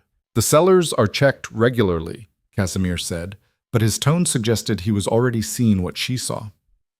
"By who?" He paused. Understanding crossed his face. "The steward's office manages inventory, which reports to Lord Vance as Master of War," Elara finished. "He oversees all castle supplies, including wine stores. He could walk a whole armory through there and no one would question it." Their eyes met across the war table. "We searched the cellars tonight," Casimir said. "Quietly. Just us and guards I know are loyal." "No. Elara shook her head. Not us? Me? Absolutely not. Think about it. If you're seen searching the wine cellars, Vance will know you're onto him. He'll move the weapons or trigger his plan early. But if a servant is down there doing inventory... Elara smiled, and there was nothing kind in it. No one notices servants. That's the whole point. Casimir stared at her, conflict clear in his expression. You're asking me to let you walk into a potential trap alone. I'm telling you it's the only way this works. You made me Royal Intelligence operative. Let me operate. If something happens to you, then I die, Elara said bluntly, and you find someone else. But at least you'll know where the weapons are hidden. At least you'll have a chance to stop whatever they're planning. The silence stretched between them, heavy with unspoken things. Finally, Casimir nodded, though his jaw was tight with tension. You have until midnight. If you're not back by then, I'm coming after you with every loyal guard in this castle. Fair enough? Elara turned to leave, but Casimir caught her wrist. The touch sent a shock through the phantom bond, making them both flinch. It was getting stronger, she realized. The more time they spent together, the more the severed connection tried to knit itself back together. Be careful, he said quietly, and there was something raw in his voice. Please. It was the please that got her, the vulnerability in his voice, the genuine concern in his eyes that made him look less like a king and more like a man terrified of losing something valuable. She pulled her hand away, ignoring the way her skin tingled where he'd touched her. Don't pretend you care. We're not doing this for each other. We're doing this for the kingdom. Right, Casimir said, but his eyes said something else entirely, something she didn't want to examine too closely. The wine cellars were cold and dark, lit only by torches set at wide intervals along the walls. Elara descended the stone steps with a ledger in hand and a lamp hooked to her belt, playing the part of a diligent servant conducting inventory. Her breath misted in the frigid air, and somewhere in the darkness, water dripped with steady, echoing plops. The cellars stretched on forever, row after row of wine racks, barrel storage, dusty bottles that probably cost more than Elara would earn in a lifetime of service. The air was thick with the scent of fermentation and old stone, musty and close. She moved methodically, checking corners, looking for inconsistencies. Her enhanced senses cataloged everything, the scratch of rats in the walls, the distant sound of guards changing shift above, the subtle differences in air temperature that suggested hidden passages. Most of the space was exactly what it appeared to be, storage for the castle's extensive wine collection. But in the deepest section, where the oldest vintages were kept and dust lay thick enough to write in, something was wrong. The scent was off. Beneath the wine and dust and rat droppings, there was metal, oil, gunpowder, the smell of war. Elara set down her ledger and followed her nose to a section of wall that looked slightly different from the rest. The stones were newer, the mortar less weathered and stained. She pressed against them experimentally, feeling for the mechanism she knew had to be there. One stone shifted inward with a soft click that sounded deafening in the silence. A section of wall swung open, hinges well-oiled and silent. Professional work. Inside was a room that shouldn't exist according to any castle plans. And it was full of crates, dozens of them, stacked to the ceiling in neat military rows. Elara pried open the nearest one with shaking hands and found exactly what the letter had promised: swords, daggers, crossbows. Enough weapons to arm a small army. She was counting crates, trying to estimate numbers, when a voice spoke behind her. Found something interesting? Elara spun around, her hand going to the knife hidden in her sleeve. Lord Vance stood in the doorway, flanked by 4 guards. But these weren't castle guards. They wore no livery, carried themselves with the loose, predatory stance of mercenaries. Men who killed for coin and asked no questions. Lord Vance, sir, Elara said, keeping her voice steady even as her mind raced through escape routes. I was just conducting inventory. Don't insult my intelligence. Vance stepped into the room, his eyes cold and calculating. The nervous, paranoid man from the council chambers was gone. This was someone else entirely. Someone dangerous. I've been watching you since the bonding moon. The rejected Omega who somehow survived assassination attempts, who somehow convinced the king to investigate his own council, who somehow was in the city the same night Lord Heron's house burned down. He moved closer and Elara could smell the confidence on him. He thought he'd won. You're clever, I'll give you that, Vance continued, circling her like a wolf sizing up prey. But not clever enough. Did you really think we wouldn't notice? That we wouldn't put the pieces together? Heron may have been a fool, but I'm not. I don't know what you're talking about, Elara said, buying time. The mercenaries were spreading out, cutting off exits. Vance smiled, and it was the kind of smile that made Elara's skin crawl. The game's over, girl. You can either come quietly, or my men will make this very unpleasant. Either way, you're not leaving this cellar alive. The mercenaries moved to surround her. Elara's mind raced, calculating odds. 4 armed men plus Vance. She was fast, enhanced by whatever her grandmother's gift was doing to her senses, but she wasn't a trained fighter. Not really. The king knows I'm here, she said, though it was a lie. She'd deliberately not told Casimir her exact timing. Does he? Vance tilted his head, genuinely amused. Or did you sneak down here on your own playing spy without telling anyone? I'm betting on the latter. Omegas are so predictable, always trying to prove they're worth something, always trying to earn approval they'll never get. One of the mercenaries grabbed her arm. Elara let him, muscles loose, waiting. Her grandmother's voice echoed in her memory. Watch the pattern. See what's coming. Then be somewhere else when it arrives. Take her to the old dungeon, Vance ordered. Make sure she can't scream. We'll deal with her after the new moon, when the king is too busy fighting the Thornfield army to care about one dead Omega. Maybe we'll make it look like she was a spy for them all along. Perfect scapegoat. The mercenary started to drag her toward the door. Elara counted heartbeats. 1, 2, 3. Then she moved. She drove her elbow into the mercenary's throat with all her strength. Cartilage crunched. As he choked and stumbled back, gagging, she grabbed the knife from his belt and slashed at the next closest man. The blade caught him across the face, opening a red line from temple to jaw. He screamed, hands flying to his ruined face. She ran. The cellar was a maze of passages and storage rooms, but Elara had studied the layout in the war room. She knew which passages led to exits, which were dead ends, which connected to the servants' corridors that would take her back to safety. Behind her, she heard Vance shouting orders, boots pounding on stone. The mercenaries were fast, but she was faster, fear and adrenaline lending her speed she didn't know she possessed. An arrow whistled past her head, so close she felt the air displacement and heard the stone strike as it hit the wall. These weren't trying to capture her anymore. These were kill shots. Elara rounded a corner and nearly collided with another mercenary stationed at what must have been a guard post. He grabbed for her, meaty hands reaching for her throat, but she ducked under his arms. Her knife flashed, catching him in the side. Not deep enough to kill, but enough to make him fall back with a curse. She kept running. Her lamp had fallen somewhere back in the chaos, leaving only the scattered torchlight to guide her. Shadows jumped and flickered, making it hard to judge distances. She burst out of a side passage into the main cellar, heading for the stairs that would take her back to the castle proper. Almost there. Just a few more yards. Something slammed into her from the side with the force of a charging bull, driving her into a wine rack. Bottles crashed to the floor in a symphony of shattering glass, wine spilling across the stones like blood. Dark liquid splashed up her legs, soaking through her dress. Lord Vance pinned her against the rack, one hand around her throat.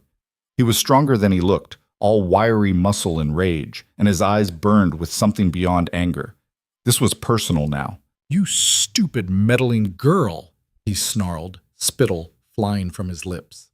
"You've ruined everything. Years of planning, wasted because one rejected Omega couldn't accept her place, couldn't just die quietly like she was supposed to." Elara clawed at his hand, gasping for air. Her vision started to blur at the edges, black spots dancing. She could feel her heartbeat in her temples, frantic and weakening. "I'm going to kill you slowly," Vance hissed, his face inches from hers. She could smell wine on his breath, see the broken veins in his eyes. "I'm going to make it hurt, and then I'm going to tell the king you attacked me, that you were working with the Brotherhood all along. I'll be the hero who stopped a traitor, and you'll be forgotten. Just another dead Omega no one cared about." Through the haze of oxygen deprivation, Elara felt something shift inside her. That power that had been growing since the rejection, the gift her grandmother had spoken of, suddenly surged forward with overwhelming force. She could see it, not with her eyes, but with something deeper. The pattern of Vance's death, written in the threads of fate itself. She saw how his arrogance would be his downfall, how his assumption that she was helpless would create the opening she needed. Elara stopped struggling. Instead, she went completely limp, letting her full weight drop. Vance's grip loosened fractionally as he adjusted to support her sudden dead weight, his fingers shifting position on her throat. That microsecond was all she needed. She drove her knee up into his groin with every ounce of strength she had left. The impact jolted through her leg. Vance's eyes went wide, his mouth opening in a soundless gasp of agony. As he doubled over, his grip on her throat releasing, she brought her forehead down against his nose with a wet crunch. Bone shattered. Blood exploded across both their faces, hot and copper-tasting. Vance staggered back, hands flying to his ruined nose, and Elara grabbed a broken bottle from the floor. The jagged glass was slick with wine, but her grip held. She swung it in a wide arc, and the improvised weapon caught him across the face, opening a gash from temple to jaw that would scar him forever if he lived. He screamed, high and thin and full of more fear than Elara had ever heard from anyone, and fell, clutching his bleeding face with both hands. Elara didn't wait to see if he'd get up. She ran for the stairs, taking them two at a time, her lungs burning, her throat raw. Behind her, she heard the mercenaries regrouping, heard Vance shouting through his pain for them to kill her. Kill her now. Don't let her reach the castle. She burst through the cellar door into the castle proper and nearly collided with a patrol of actual castle guards, 6 men in the king's livery, making their rounds. "Help!" she gasped, the word coming out as a croak from her bruised throat. "The wine cellars, Lord Vance, weapons, conspiracy." The guards stared at her blood-covered, wild-eyed appearance with shock. She must have looked insane, she realized, covered in wine and blood, dress torn, hair wild, eyes too wide. "Get the king," Elara ordered, pulling out the decree Casimir had given her with shaking hands and shoving it at the nearest guard. The parchment was stained with wine, but the royal seal was unmistakable. "Right now, there's a coup attempt happening in the cellars. Armed mercenaries, weapons stockpiles. Move!" The guard read the decree, his eyes widening as he took in the king's signature and seal. Then he barked orders at his companions. 2 ran toward the royal wing. The others moved to secure the cellar entrance, drawing their weapons. Elara sagged against the wall, trying to catch her breath. Her throat ached where Vance had choked her, and she could taste blood in her mouth. Whether hers or his, she wasn't sure. Her hands wouldn't stop shaking.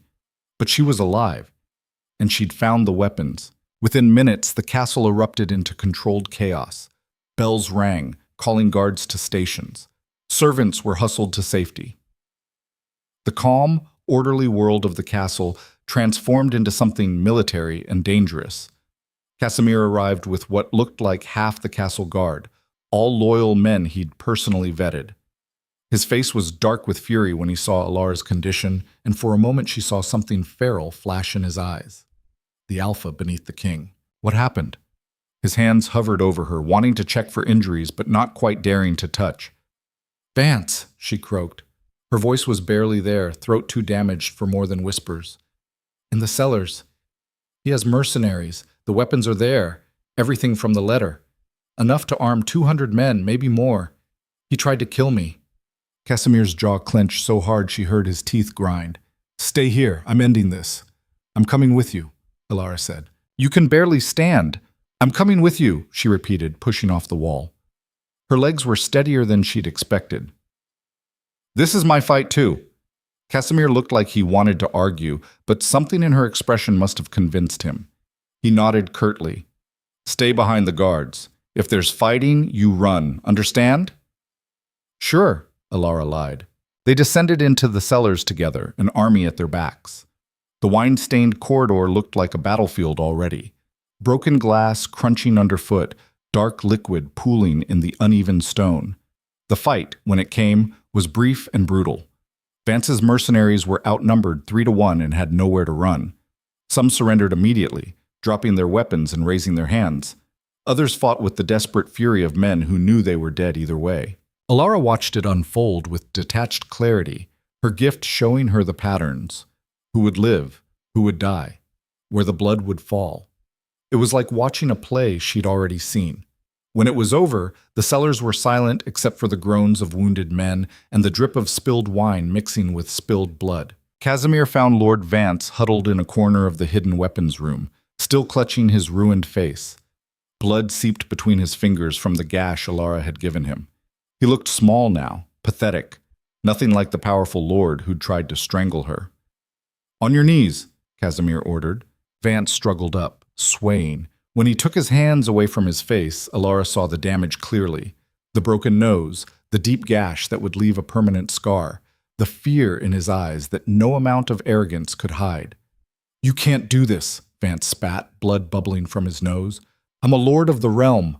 I have rights. I demand a trial." "You'll get one," Casimir said, his voice colder than Elara had ever heard it. "A very public trial where everyone learns exactly what you've been planning, how you've been stealing from the kingdom, how you tried to force me into a political marriage by staging coup threats, how you conspired to murder your own king." He gestured to the guards, and they moved forward with chains. "Take him to the dungeons, the real ones, not whatever hole he was planning to throw Elara into. I want him alive for the trial." As the guards dragged Vance away, still shouting protests about his rights and demanding lawyers and threatening vengeance, Casimir turned to Elara. "You were supposed to wait for me." "I was doing my job," Elara said. Her voice was getting stronger, the damage to her throat already healing with the strange resilience her gift seemed to provide. "Your job doesn't include getting almost killed." "Apparently it does." They stared at each other in the dim torchlight, surrounded by evidence of conspiracy and violence. Then, to Elara's surprise, Casimir pulled her into a brief, fierce embrace. His arms were solid and warm, and for a moment she let herself lean into him, let the phantom bond flare stronger than it had been since the rejection. She could feel his relief through it, his fear at what might have happened. She pulled away before she could finish that thought. "Don't." "Don't what?" "Don't act like you care beyond my usefulness. I'm a tool, a weapon you're using against your enemies. That's all this is." The words hurt to say, but they needed to be said. "Don't confuse gratitude with something else." Casimir's expression hardened, walls slamming back into place. "Is that what you think?" "That's what I know," Elara said. "You rejected me, remember? In front of everyone. Called me weak, said I wasn't good enough for a king. Nothing's changed, except now I'm a useful tool instead of a worthless one." "Everything has changed," Casimir said quietly, intensely, like he was trying to will her to understand. "I was wrong about you. I was wrong about a lot of things." "Too late," Elara said. She was so tired. Tired of fighting, tired of pretending her heart didn't twist every time she looked at him, tired of wanting things she could never have. "We finish this conspiracy. We expose everyone involved, and then we're done." That was the deal. She walked away before he could respond, before he could say something that might make her hope. Hope was more dangerous than any knife. The next 2 days were a whirlwind of interrogations and revelations that peeled back layers of corruption like rotting onion skin. Under pressure and with the evidence stacked against him like a wall of damning stone, Lord Vance broke. He gave up everything: names, dates, locations, the full scope of the conspiracy. Every secret he'd kept, every ally he'd protected, every plan he'd made. It spilled out of him in a flood of self-preservation. Lady Ravel was arrested trying to flee the city, her carriage loaded with gold and jewels and documents she'd been too panicked to destroy. She broke even faster than Vance, offering up information about other conspirators in exchange for leniency she would never receive. Lord Heron's records, recovered from a safe house in the merchant district, provided even more damning evidence. The man had kept meticulous notes of every bribe, every illegal transaction, every treasonous meeting. It was like he'd been writing his own indictment. But the biggest revelation came from an unexpected source. Elara was in the castle archives late one night, cross-referencing names from Vance's confession against historical records, looking for patterns. She'd been at it for hours, her eyes burning from the candlelight, her back aching from hunching over dusty ledgers. That's when she found it. A land grant dated 20 years ago. A transfer of territory from the crown to a consortium of noble families. The document was thick with legal language and official seals, but the core was simple enough. Land that had been pact territory was being redistributed to nobles who would make better use of it. The land where Elara's pack had lived. She read it 3 times, her hands shaking. The signature at the bottom was unmistakable. Lord Vance, as Master of War, authorizing the transfer. The witness signatures included Lady Ravel and Lord Heron, along with several other names she recognized from the conspiracy, but it was the attached document that made her blood run cold. A military report, marked confidential, describing pacification operations in the disputed territory. The clinical language couldn't hide what it really described: the massacre of her pack, the murder of her family. It hadn't been a random attack, it hadn't been border violence or Brotherhood raiders or any of the explanations she'd been given as a child. The border skirmishes that had killed her family had been a deliberate land grab. Vance had wanted the territory. Her pack had refused to leave, insisted it was their ancestral land, had appealed to the crown for protection. So he'd hired mercenaries to wipe them out and make it look like outside raiders. The kingdom had taken the land as unclaimed territory after the massacre, then quietly granted it to Vance's allies in exchange for political support. Her family had died for property rights and political favors. Elara sat in the silent archive staring at the document and felt something break inside her. Not her spirit, that was steel now, forged in rejection and betrayal and survival. What broke was the last fragile hope that maybe, somehow, there had been a reason, a purpose, a justification for why a 7-year-old girl had lost everything. There was no reason, just greed, just men who saw other people as obstacles to profit. She took the document to Casimir. It was past midnight. She shouldn't have disturbed him, but this couldn't wait. She found him in the war room, still working despite the late hour. Maps and reports covered every surface. He looked exhausted. There were shadows under his eyes that spoke of too many sleepless nights, and his hair was disheveled from running his hands through it. He looked up when she entered, surprise and concern crossing his face. "Elara, what are you doing up? You should be resting." She slapped the document on the table in front of him, cutting off his words. Casimir picked it up and read it in silence, his expression growing darker with each line. She watched emotions play across his face: shock, disgust, anger, and finally something that looked like grief. When he finished, he set it down carefully, like it might explode. "I didn't know," he said, and his voice was rough. "I was only 14 when this happened. My father was king then, and he kept me away from the uglier aspects of governance. But I should have, when I took the throne, I should have reviewed everything, questioned everything. This is why I wanted revenge," Elara interrupted. Her voice was calm, flat, empty of everything except a cold certainty. "Not just for the rejection. For this. They took everything from me, and they got away with it for 20 years. They profited from my family's blood." Casimir looked at her, and for once she saw genuine pain in his eyes, raw and unguarded. "What do you want me to do?" "I want them to pay. All of them. Publicly." Elara met his gaze, and she knew her eyes were hard, knew she looked nothing like the scared servant girl from the bonding moon. "You promised me that. Remember? You promised me revenge." "I remember." "Then make it happen. I don't care about politics or diplomacy anymore. I don't care about looking merciful or fair. I want justice, and I want everyone to know why." Her voice didn't rise, didn't shake. It was steady as stone. "I want my pack's name cleared. I want everyone to know they didn't die in random violence. They were murdered for land. And I want the people who ordered it to pay with their lives." Casimir nodded slowly, something settling in his expression. A decision made. "You'll get it. All of it." "When?" 3 days. We'll hold a public trial in the Great Hall. Every noble, every citizen who can fit. We'll present all the evidence, the embezzlement, the weapons, the coup attempt, and this." He tapped the land grant. "All of it. No sealed hearings, no private executions. Everyone will know what they did." "Good," Elara said.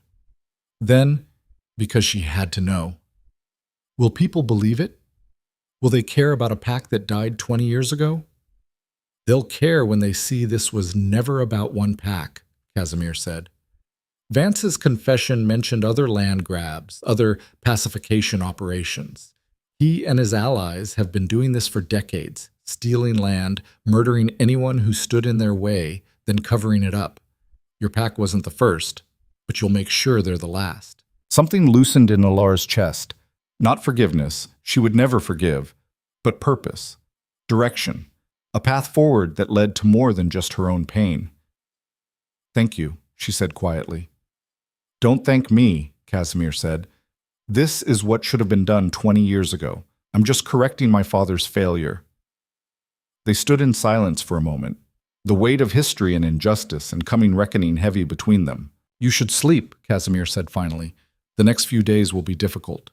So should you." "I will, soon." But his eyes went back to the maps, and Elara knew he'd be here until dawn. She left him there and returned to her quarters. But sleep didn't come. She lay in her bed, a real bed now, in proper quarters, not a servant's cot, and stared at the ceiling. In 3 days, she would face her family's killers. In 3 days, she would have the revenge she'd dreamed about. So why did she feel so empty? Washington. The trial was held in the Great Hall, transformed into a courtroom that felt more like a theater. Every noble, every warrior, every person of consequence was required to attend. The hall was packed, people standing shoulder to shoulder, the air thick with anticipation and whispered speculation. Elara stood to the side of the throne, wearing not servant's clothes, but a formal gown Casimir had provided. It was dark blue, the color of deep water, simple but elegant. The king's seal was embroidered on the shoulder, a public declaration that she was under royal protection and held royal authority. The servants who'd mocked her stared in open shock. Petra looked pale and sick. Mira's jaw hung open like a fish. Even Mistress Gwen, who'd always been coldly professional, couldn't hide her surprise. Elara ignored them all. Her eyes were on the prisoners being brought in. Lord Vance came first, in chains, his face still marked by the wounds she'd given him. The gash from temple to jaw had been stitched, but it would scar badly, a permanent reminder of his defeat. Lady Ravel followed, looking smaller somehow, her arrogance stripped away. Then came 3 other conspirators, lesser lords who'd provided support and resources. They stood before the throne while a scribe read the charges in a clear, carrying voice. Treason, conspiracy to commit regicide, embezzlement, murder, weapons trafficking, and the final charge that made the crowd gasp, genocide for profit. The evidence was presented piece by piece, methodically, devastatingly. The letters Elara had copied from Heron's study were read aloud. The weapons found in the cellars were displayed. The financial records showing years of theft were explained. The testimony of captured mercenaries who described being hired for illegal operations was heard. And finally, the land grant. When that document was read aloud, when the court learned that the massacre of the Thorne Pack had been orchestrated for profit, that it was just one of many such operations, the shocked silence was deafening. You could have heard a pin drop in that vast hall. Casimir stood from his throne. He looked every inch the king now, powerful, righteous, terrible in his anger. "Lord Vance, Lady Ravel, and your co-conspirators," he said, his voice ringing through the hall. "You have been found guilty of crimes against the crown and the kingdom. The sentence is death by execution, to be carried out immediately." But before the guards could move, Casimir continued. "However, before that sentence is carried out, there is one matter of justice that must be addressed. A debt that predates your conspiracy. A debt written in innocent blood." He gestured to Elara. Every eye in the hall turned to her. Hundreds of people, all watching, all waiting. Elara stepped forward, her heart pounding but her steps steady. She dreamed of this moment for 20 years, nightmares and fantasies all tangled together, of facing her family's killers. Now it was real. "Elara Thorne," Casimir said formally, his voice carrying to every corner of the hall. "Your pack, the Thorne Pack of the Eastern Territories, was destroyed by these conspirators. Your family was murdered for their greed, your land stolen for their profit. By ancient law and by right of blood, you are entitled to claim blood debt against those responsible." Elara looked at Vance. The lord who'd tried to strangle her in the cellars, who'd ordered her family's death, who'd built his fortune on stolen land and murdered innocents. He looked back at her with hatred and fear in equal measure. "I claim it," she said, her voice clear and strong. "I claim blood debt for the Thorne Pack, for my grandmother, who taught me to see patterns, for my parents, who I barely remember, for every person who died because you wanted land, for the child I was, who spent 20 years thinking she'd survived random violence instead of deliberate murder." Casimir drew his sword, the king's blade, ancient and beautifully crafted, and held it out to her, hilt first. The hall erupted in shocked whispers. This was unprecedented. A king offering his blade to an Omega for execution, acknowledging her right to vengeance with the highest symbol of authority. Elara took the sword. It was heavy, awkward in her untrained hands. But it would do. It would more than do. She approached Vance. He looked at her with hatred and fear and something that might have been recognition, seeing, perhaps, that the weak Omega he'd dismissed had become something he should have feared all along. "You were nothing," he spat, defiant even now, even facing death. "A worthless Omega. You still are. Killing me won't change that. Won't bring your family back." "No," Elara agreed, raising the sword. "But it will balance the scales, and it will make sure no one else dies the way they did." She brought the sword down. The blade was sharp. Casimir kept his weapons well. It cut clean. Vance's body crumpled to the marble floor, blood pooling dark and final beneath him. The hall was utterly silent. Elara stood over him, sword still in hand, and felt not satisfaction, not relief, just a hollow certainty that justice, however late, however incomplete, had been served. The debt was paid. She turned to face the court, letting them all see the blood on her hands, on the king's sword. Let them see the Omega they dismissed and mocked and pitied standing over the body of a lord. Let them see what happens when you underestimate the weak. Let them remember. "Lady Ravel," Casimir said into the silence. "Step forward." But before the sentence could continue, before Elara could claim her debt against the next conspirator, the doors to the great hall burst open with a crash that echoed like thunder. A messenger ran in, his face white with panic, his clothes mud-splattered from hard riding. "Your Majesty," he gasped, stumbling to a halt. "The Thornfield army, they're at the gates. Thousands of them. They're demanding entrance and claiming Lady Seraphine's right to the throne by marriage contract." The hall exploded into chaos.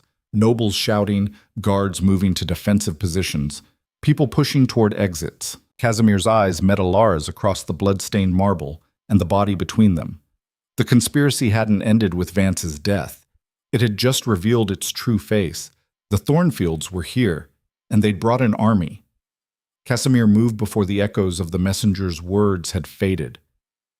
"Clear the hall, nobles to their quarters, servants to secure areas, guards to your posts, now." The organized chaos of evacuation began immediately. People pushed toward exits, some panicking, others trying to maintain dignity.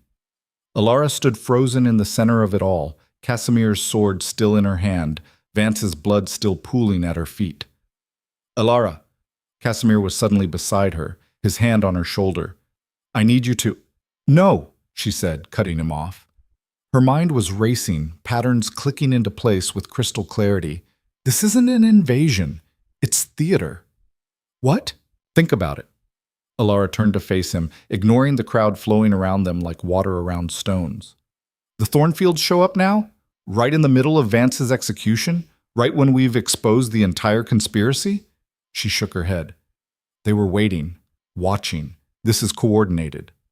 Casimir's eyes narrowed. "You think Vance contacted them before we caught him? Or they've had people inside the castle this whole time?" Elara handed him back his sword. "Either way, they know we're vulnerable right now. Half your council is dead or arrested. Your court is in chaos.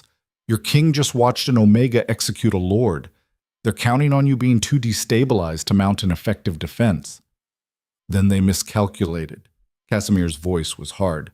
"I have enough loyal troops to what? Fight a pitched battle against an army that probably outnumbers you 3-1?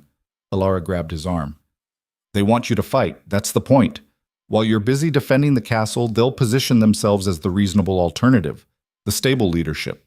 Lady Seraphine will play the grieving bride-to-be, forced to bring an army because her intended won't honor their marriage contract." Casimir stared at her. "There is no marriage contract. Doesn't matter if there isn't one. They'll produce something, a forged document, a fake betrothal agreement, something that looks official enough to muddy the waters." Elara's gift was showing her the shape of it now, the conspiracy's final gambit. They're not trying to conquer you militarily, they're trying to conquer you politically. "So what do you suggest?" Elara smiled, and there was nothing kind in it. "We beat them at their own game. But first I need to know, do you trust me?" The question hung between them. In the background, guards shouted orders. Nobles scrambled for safety. The machinery of crisis response ground into motion. But in this bubble of space, it was just the two of them. "Yes," Casimir said simply. "I trust you." "Then let me handle this. You go meet with your military advisors, make a show of preparing for a siege. I'll deal with the Thornfields." "Elara, trust me," she repeated. "I know how to talk to people who think I'm beneath them. I've been doing it my whole life." After a long moment, Casimir nodded. "Don't get killed." "Wasn't planning on it." She left him there and made her way through the chaos to the castle walls. Her formal gown was impractical for climbing stairs, but she managed, gathering the skirts in one hand and ignoring the scandalized looks from guards. From the battlements, she could see the Thornfield army spread across the fields before the castle. Thousands of soldiers in neat formations, their banners snapping in the wind, war machines positioned just out of arrow range, and at the front, a delegation under a white flag of parley. Elara studied them with her enhanced vision. She could make out Lady Seraphine Thornfield at the center, tall, blonde, beautiful in the way of women who'd never known hardship. Beside her was an older man who had to be Lord Thornfield himself, and several other nobles in expensive armor that had probably never seen real combat. They were waiting for Casimir to come out and negotiate, waiting to present their demands from a position of strength. Elara had a better idea. She found the captain of the gate guards, a grizzled beta named Marcus, who'd been one of the few to treat her with basic courtesy even before her appointment. "I need you to open the gates." Marcus blinked. "Ma'am, with respect, that's suicide. They'll storm the castle." "They won't. They're here to negotiate, not conquer. But I need you to trust me."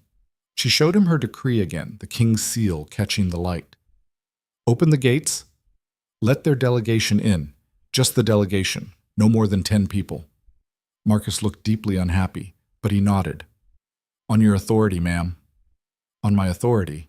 20 minutes later, Lady Seraphine Thornfield walked through the castle gates with her retinue, all of them carrying themselves with the confidence of people who thought they'd already won. They expected to be led to a formal reception, expected ceremony and deference and fear. Instead, they found Elara waiting in the courtyard, alone, still wearing the blood-stained gown from the execution. Seraphine's perfect composure cracked for just a moment when she saw her. "You, the rejected Omega." Her voice dripped with disdain. "Where is the king?" "Busy," Elara said pleasantly. "I'm here to accept your surrender." That got a reaction. Seraphine actually laughed, a practiced musical sound that probably charmed men regularly. "Our surrender? Girl, do you see the army outside these walls?" "I see a lot of soldiers who are going to be very disappointed when they don't get to fight." Elara gestured around the courtyard. "Do you know what happened in this castle today, Lady Seraphine?" "I know you murdered Lord Vance in front of witnesses," Seraphine said coldly. "I know this court has descended into chaos. I know the king needs stability, which is why we're here to provide it." "Really? Is that why you're here?" Elara tilted her head. "Not because Vance was your co-conspirator. Not because this whole marriage scheme was your family's way of seizing control of the kingdom." Seraphine's eyes narrowed. "Careful, Omega. Accusing noble families of treason could get you executed." "Could it?" "Because I just executed a lord for treason about an hour ago, and no one stopped me." Elara stepped closer. "In fact, the king handed me his sword to do it, gave me his blessing. Do you know why?" "Because he's grown weak," Seraphine sneered. "Because he rejected his fated mate, and now he's dying slowly from bond sickness. Because he needs my family's strength to hold his kingdom together." "Wrong." Elara's voice was soft, dangerous. "He did it because I brought him evidence of a conspiracy that stretched back 20 years. Evidence that Lord Vance, Lord Heron, and Lady Ravel were embezzling funds, stockpiling weapons, and planning to force him into a marriage with you, or kill him if he refused." Seraphine's face went carefully blank. "I don't know what you're talking about." "No? Let me refresh your memory." Elara began counting on her fingers. "Vance confessed to everything before he died. Named names, provided dates, explained the whole scheme. We have letters proving your family was in contact with the conspirators. We have financial records showing payments from the Thornfield accounts to the Crimson Brotherhood. We have testimony from mercenaries about who hired them for various operations. Lies, Seraphine said, but her voice had lost its certainty. The weapons in the wine cellars had Thornfield forge marks on them, Elara continued relentlessly. Did you really think we wouldn't notice? That we'd just accept a convenient marriage alliance without asking questions? Lord Thornfield stepped forward, his hand on his sword. Enough of this. We came here under flag of parley. And you're getting parley, Elara interrupted. Here are the terms. You have two choices. First option, you turn your army around and go home. Publicly renounce any claim to a marriage contract. Accept that your conspiracy failed and your co-conspirators are dead or imprisoned. In exchange, the king will allow you to retain your lands and titles, minus reparations for your involvement in illegal activities. And the second option? Seraphine's voice was ice. We present all the evidence publicly. Hold trials for everyone involved in the conspiracy, including your family. Seize your assets, strip your titles, and execute you for treason. Elara smiled. I've gotten quite good at executions today. I'd be happy to add a few more. The courtyard was silent except for the wind and the distant sounds of the army outside. Seraphine and her father exchanged glances, some silent communication passing between them. You're bluffing, Seraphine finally said. You can't have that much evidence. Want to bet your life on it? Elara asked. Because that's what you'd be doing. The king is done playing politics with people who tried to kill him. He's done being merciful to conspirators. You saw what happened to Vance. That's the new standard. If we withdraw, Lord Thornfield said slowly, how do we know you won't just charge us with treason anyway? What guarantee do we have? My word, said a voice from behind Elara. She turned. Casimir stood in the courtyard entrance, flanked by guards. He looked every inch the warrior king, armed, armored, radiating controlled violence. He walked forward until he stood beside Elara. Lady Seraphine, Lord Thornfield, you have my personal guarantee. Withdraw peacefully, renounce your false claims, and you can go home. Fight, and I'll personally lead the charge that destroys your army and executes your family. Your Majesty, Seraphine said, and her voice had changed. Less arrogant, more calculating. Surely we can come to some arrangement. A true alliance not based on conspiracy but mutual benefit. No, Casimir said flatly.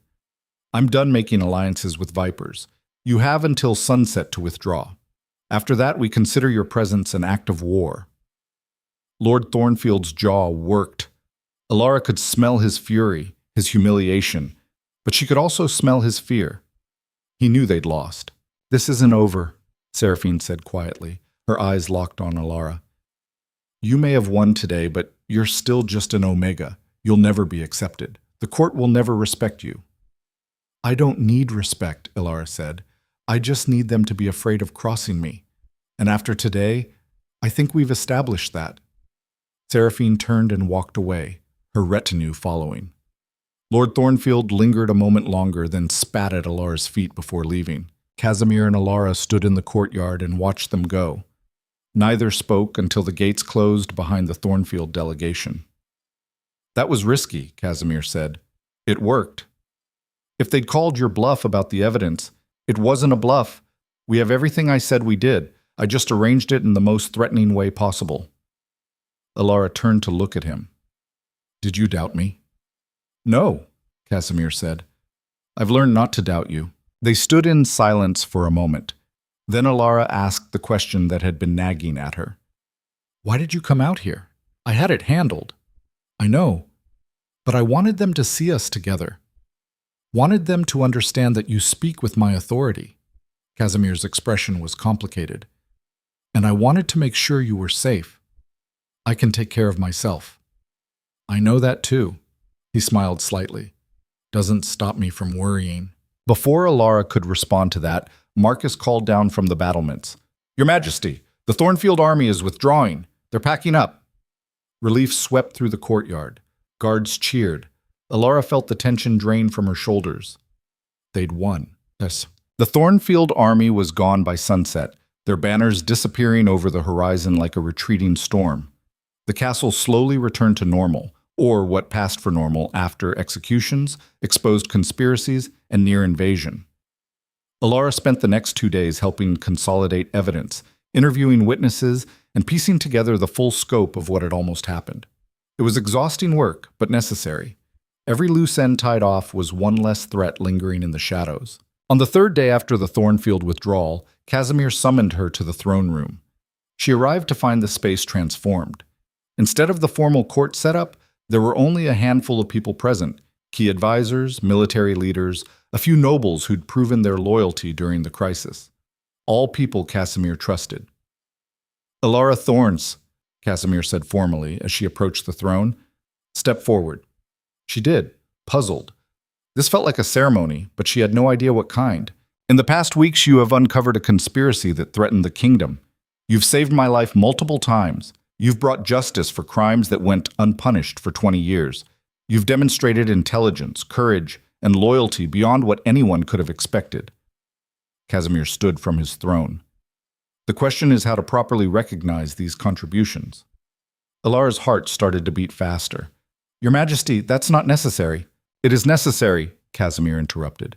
"You've earned recognition, and you're going to get it whether you want it or not." He gestured to one of his advisors, who came forward carrying a small wooden box. Casimir opened the box and pulled out a medallion on a silver chain. The medallion bore the royal seal on one side and an intricate wolf design on the other. "This is the Order of the Silver Wolf," Casimir explained. "It's the highest honor the kingdom can bestow for service above and beyond duty. It comes with lands, a title, and a permanent seat on the Royal Council as Chief of Intelligence." The throne room was silent. Elara stared at the medallion, her mind struggling to process what was happening. "I can't accept that," she said. "Why not?" "Because I'm an Omega. Because half your court will riot if you put me on the council. Because you still think of yourself as a servant," Casimir said quietly. He stepped down from the dais until he was standing directly in front of her. "Elara, you were never meant to be a servant. You were meant to be a leader. Everything you've done has proven that." "They'll never accept me," Elara said. "You saw how Seraphine looked at me, how your own nobles reacted. I'm the rejected Omega. That's all I'll ever be to them." "Then we change what that means," Casimir said. He held up the medallion. "This isn't charity. This isn't me trying to make amends for rejecting you. This is you earning a position through merit, through action, through being exactly what the kingdom needs right now."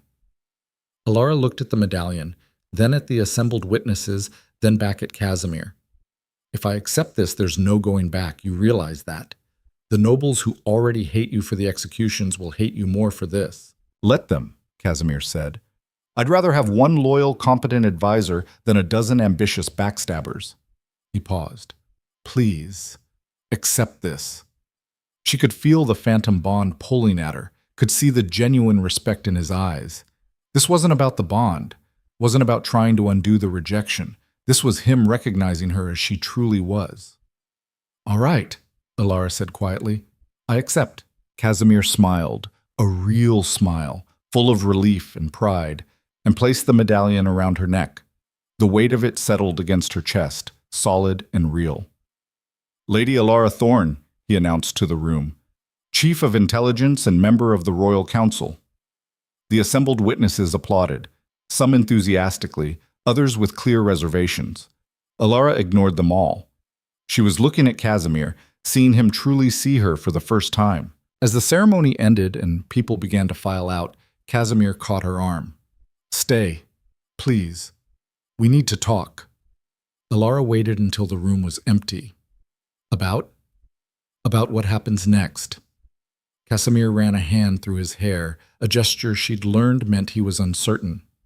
"The conspiracy is crushed. The immediate threats are gone. But there's still the matter of us." "There is no us," Elara said, though her heart wasn't in it anymore. "You rejected me. That doesn't just go away because you gave me a medal." "I know, but the bond—" He trailed off, clearly struggling. "It's not gone. It's damaged, but it's still there. I can feel it getting stronger every day we work together." "So can I," Elara admitted. "It's getting harder to ignore." "What if we didn't ignore it?" Casimir asked. "What if we tried to fix it?" Elara stared at him. "You want to unreject me? That's not how it works. Once a bond is severed, it's severed. Not completely. Not if both parties are willing to rebuild it." Casimir stepped closer. "I was wrong, Elara. Wrong about you. Wrong about what makes a strong Luna. Wrong about everything. I can't take back the rejection. Can't undo the humiliation I put you through, but I can try to make it right going forward. By what? Forcing a bond that's broken? By asking if you'd be willing to try, Casimir said quietly. Not as king and servant, not even as king and advisor, just as Casimir and Elara, two people who might have been fated for each other if I hadn't been an arrogant fool. Elara wanted to say no, wanted to protect herself from more pain, more rejection, more hoping for things that could never be. But she looked at him, really looked at him, and saw genuine regret, genuine hope, genuine affection that had nothing to do with political expediency. I need time, she said finally. Time to think. Time to figure out who I am now that I'm not just fighting to survive. Take all the time you need, Casimir said. I'll wait, however long it takes. He left her alone in the throne room, surrounded by symbols of power and authority that a month ago she couldn't have imagined touching. Elara looked down at the medallion on her chest, felt its weight, its reality. She was Lady Elara Thorne now, Chief of Intelligence, Royal Advisor, a voice that would be heard and respected. Not bad for a rejected Omega. The next weeks passed in a blur of rebuilding and reorganization. New council members were appointed to replace the executed conspirators. The treasury was audited and reformed. Guard rotations were restructured. Every system that had been compromised was torn down and rebuilt stronger. Elara threw herself into the work. She built an intelligence network from scratch, recruiting agents, establishing protocols, creating systems for gathering and analyzing information. She was good at it, better than good. But she also noticed something else happening. The way nobles nodded to her respectfully when she passed. The way servants looked at her with something like awe instead of contempt. The way her opinions in council meetings were actually listened to, debated, taken seriously. She was gaining real power, real respect, and she'd earned every bit of it. One evening, she was in her new office, a proper workspace with maps and files and windows that looked out over the city, when there was a knock at the door. "Come in," she called without looking up from the report she was reading. "Still working? You'll burn out at this rate." Elara looked up. Casimir stood in the doorway, out of his formal robes for once, just wearing simple clothes. He looked younger like this, less burdened. "Could say the same to you," Elara said. "I saw light in your study when I came up here." Guilty. He came in and sat in the chair across from her desk. "I wanted to show you something." He pulled out a folded piece of parchment and handed it to her. Elara unfolded it and read. It was a formal pardon, absolving the Thorne pack of any wrongdoing related to the border skirmishes 20 years ago. It acknowledged the land grab, named the conspirators, and formally restored her family's honor. "This will be read in every major city in the kingdom," Casimir said. "Your pack will be remembered properly. What happened to them will be taught as a cautionary tale about the dangers of unchecked noble power." Elara's throat tightened. "Thank you. This means everything." "You earned it. They deserved it." Casimir paused. "There's something else. The land that was stolen from your pack. I'm returning it. To you. It's yours by right." "I don't know what to say." "You don't have to say anything." Casimir stood to leave, then hesitated. "Have you thought about what I asked? About us?" Elara set down the pardon carefully. "I have. And I think maybe we could try." The words came slowly, carefully. "Not a bond. Not yet. Maybe not ever. But we could try being friends. See where that goes." Casimir's smile was brilliant. "I'd like that." "Ground rules, though," Elara said firmly. "You don't get to order me around just because you're king. In this, whatever this is, we're equals." "Agreed. And if you ever reject me again, I will personally ensure your next assassination attempt succeeds." "Fair," Casimir said, and he was laughing now. "Any other demands?" "That's it for now. I'll let you know if I think of more." They stood looking at each other across the desk, and for the first time since the bonding moon, the phantom bond didn't hurt. It just was. A connection neither of them fully understood yet, but one they were both willing to explore. "Dinner tomorrow?" Casimir asked. "Just us. No politics, no strategy sessions. Just two people talking." "I'd like that," Elara said. After he left, Elara sat alone in her office and looked out at the city below. Lights were beginning to appear in windows as evening fell. Somewhere out there, servants were finishing their shifts, nobles were plotting their next social maneuvers, and life continued in its complicated, messy way. And she was part of it now. Not hiding in the shadows, but standing in the light. The rejected Omega had become someone people feared and respected. But more importantly, she'd become someone she respected.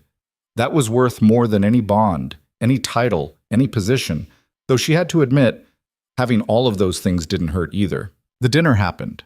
Then another. Then walks in the castle gardens where they talked about everything except politics and conspiracies. Elara learned that Casimir had wanted to be a scholar before duty demanded he become a warrior, that he hated formal banquets almost as much as she did, that he had a dry sense of humor that emerged when he wasn't trying to be a king.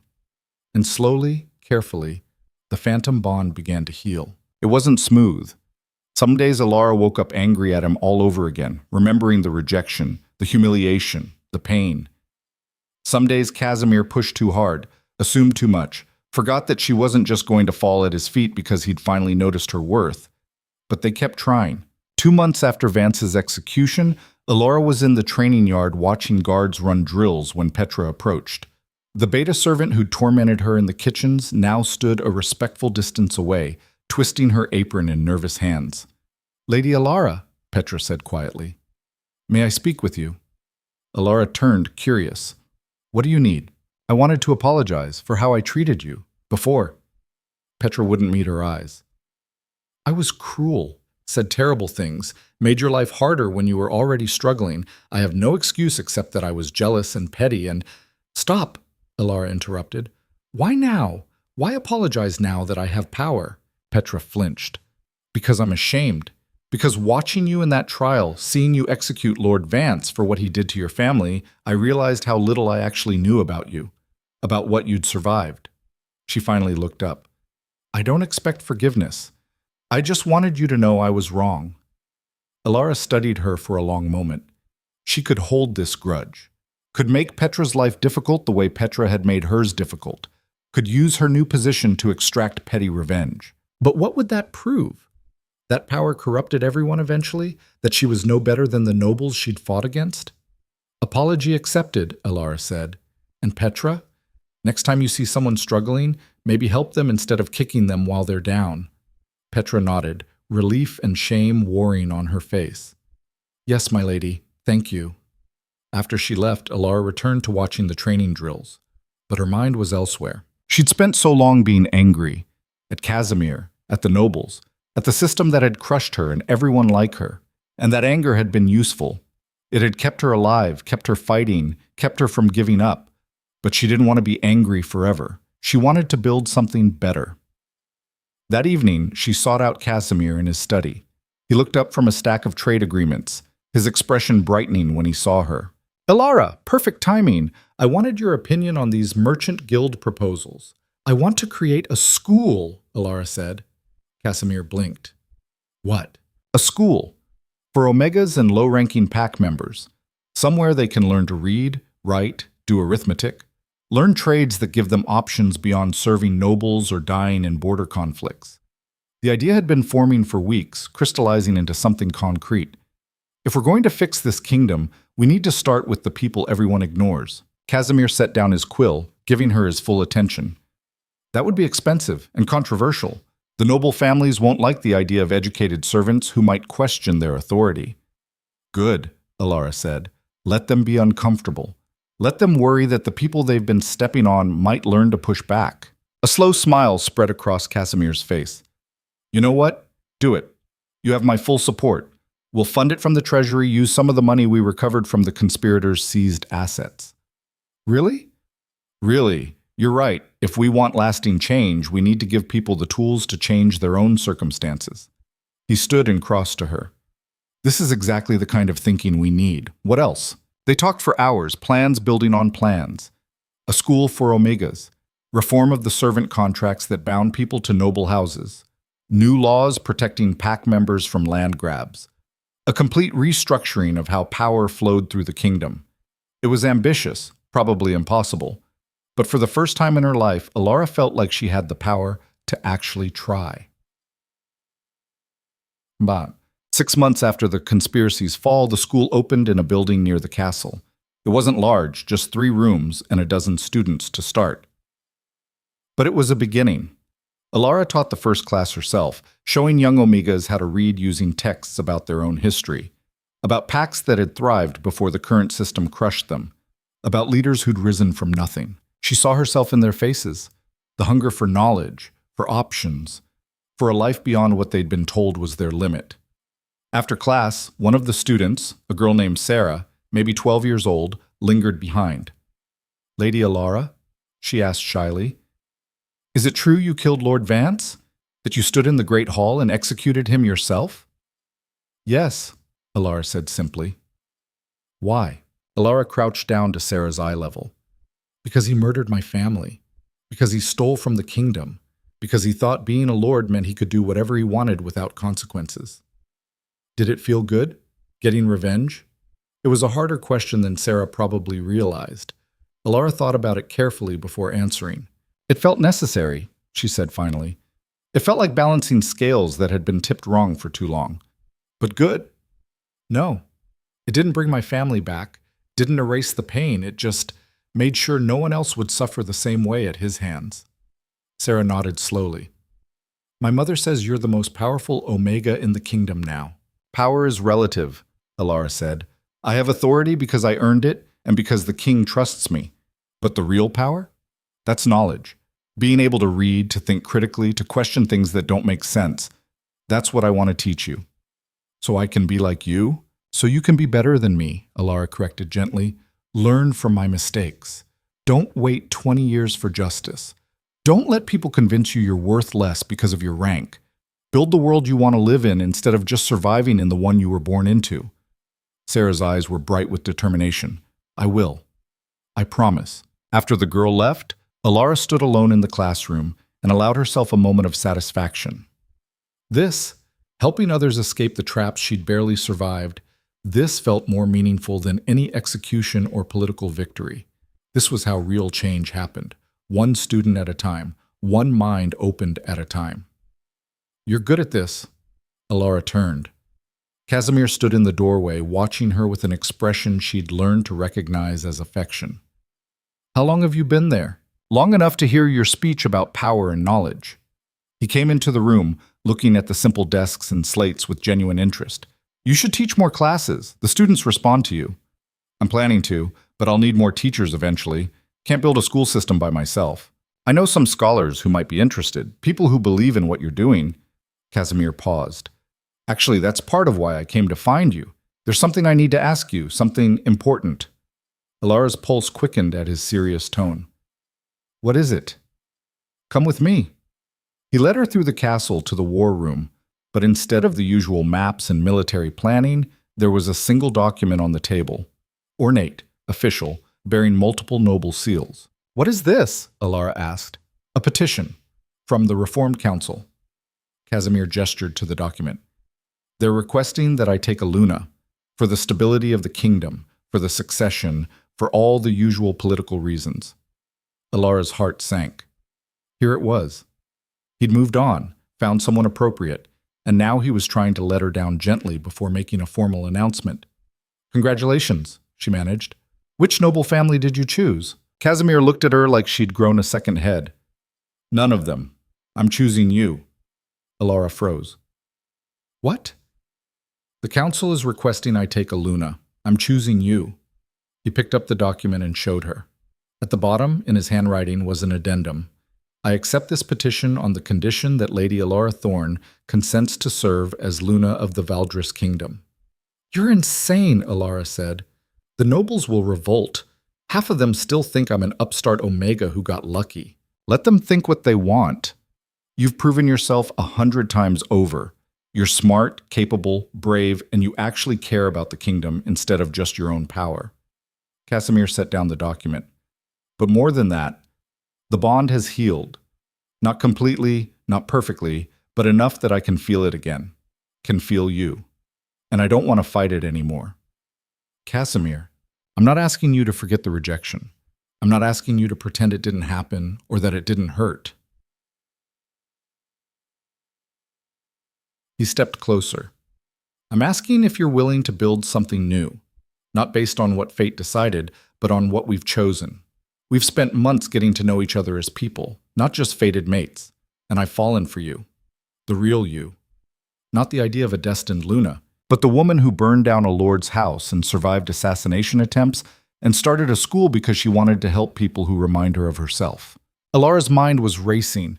The court will fight this. They'll say I'm manipulating you, using our broken bond to gain power. Then we prove them wrong. We show them that a Luna doesn't have to come from a noble bloodline to be effective. That strength comes in many forms. That the kingdom is better when it's led by people who've actually struggled and survived, instead of just inherited power. Casimir took her hands. But I need to know, is this what you want? Not as revenge against the people who rejected you, not as a political move, but because you want me, want us. Elara looked down at their joined hands. His were scarred from sword training, calloused from work. Hers were stained with ink from teaching, marked by all the battles she'd fought. They weren't perfect hands, but they fit together. I'm terrified, she admitted. Terrified that this is a mistake, that you'll regret it when the political pressure gets too intense, that I'll wake up one day and you'll realize you should have chosen someone easier. I don't want easier, Casimir said. I want real. I want you. Elara felt the bond pulse between them, stronger than it had been in months. Not the desperate, broken thing from before. Something new. Something they'd built together through choice and time and shared purpose. Yes, she said quietly. Yes, I'll be your Luna. Casimir's smile was brilliant. He pulled her into a kiss that was tender and fierce and full of promise. The bond surged, not snapping back into place, but weaving itself together in a new pattern, different from what fate had originally intended, stronger for having been broken and rebuilt. When they finally broke apart, Elara laughed. You know the nobles are going to make our lives miserable, right? Probably, but we've handled worse. True. I've already executed one lord. The others will think twice before crossing me. That's my Luna, Casimir said, grinning, terrifying the nobility before you're even officially crowned. They stood together in the war room, making plans for the announcement, for the ceremony, for all the changes that would come. And for the first time since the rejection, Elara felt something she'd almost forgotten. Hope. The official announcement came 3 days later in a full court assembly. The reaction was about what Elara expected. Shock, outrage from some nobles, cautious approval from others, and genuine celebration from the servants and lower-ranking pack members who saw it as vindication. Lady Seraphine sent a tersely worded letter from the Thornfield territories, congratulating them with obvious insincerity. Lord Ravel, still awaiting execution in the dungeons, reportedly laughed when she heard the news and said something about the kingdom going to ruin. Elara didn't care about any of it. The bonding ceremony was scheduled for the next full moon. Not the bonding moon that had originally revealed their connection, but a different one, a new beginning. In the weeks leading up to it, Elara threw herself into preparation, not for the ceremony, that was Casimir's staff's problem, but for the changes she wanted to implement once she had the authority of Luna behind her. The school expanded to 3 buildings. A new law was passed protecting Omega rights and employment contracts. Investigations were opened into other suspicious land transfers from the past decades. The kingdom was changing, slowly but undeniably. The night before the ceremony, Elara stood alone in her quarters, soon to be her and Casimir's quarters, and looked at the formal gown hanging on the wall. It was beautiful, deep blue with silver embroidery that matched her eyes. Nothing like the borrowed servant's dress she'd worn to the first bonding moon. She thought about that girl, the one who'd been thrown out of the castle after being publicly rejected, who'd lain on cold cobblestones and wondered if dying might be easier than surviving. That girl had been weak, broken, lost. But she'd also been stronger than anyone knew, strong enough to survive, to fight back, to build something better from the ruins of her shattered bond. You would be proud of me, grandmother, Elara said quietly to the empty room. I used the gift, saved lives with it, changed things. There was no answer, of course. The dead didn't speak. But Elara thought she felt something, a warmth, an approval. a sense that the patterns her grandmother had seen in her had finally come to fruition. A knock at the door interrupted her thoughts. "Come in," she called. Clara entered, the older servant who Elara had warned about her heart condition months ago. "Lady Elara, there's someone here to see you. Says it's urgent." "Who?" "A woman from the Eastern Territories. Claims to be from your grandmother's pack. Says she has information about your family." Elara's heart stopped. "Send her in." The woman who entered was old, her face weathered by years and hardship, but her eyes were sharp, intelligent, and when she looked at Elara, recognition flashed across her features. "You have her eyes," the woman said. "Your grandmother's eyes." "Who are you?" Elara asked. "My name is Thera. I was your grandmother's sister, your great-aunt." She moved slowly, arthritis clearly bothering her. "I survived the massacre by being away trading when it happened. When I returned and found everyone dead, I went into hiding, thought the killers might come back for witnesses." Elara helped her to a chair. "Why come forward now?" "Because I heard what you did. Heard you executed Lord Vance for ordering the massacre. Heard you're about to become Luna." Thera smiled, and it transformed her weathered face. "Heard my sister's granddaughter survived and thrived, and became someone who makes powerful men fear her. I had to see it for myself." "I wish I'd known you existed," Elara said. "All these years I thought I was alone." "You were never alone. Our blood runs strong. The gift. You have it, yes? The ability to see patterns, sense danger?" "Yes." "Then you had our pack with you the whole time. The gift was their legacy to you." Thera reached out and took Elara's hand. "Your grandmother would be so proud, not just because of the position you've earned, but because of who you've become. Because you took pain and turned it into purpose." Tears stung Elara's eyes. "I tried. I'm still trying." "I know. And tomorrow, when you bond with the king, you'll have family watching. You're not alone anymore, Elara. You never were." They talked through the night, Thera sharing stories about Elara's family, about the pack as it had been before the massacre, about the gift and its history.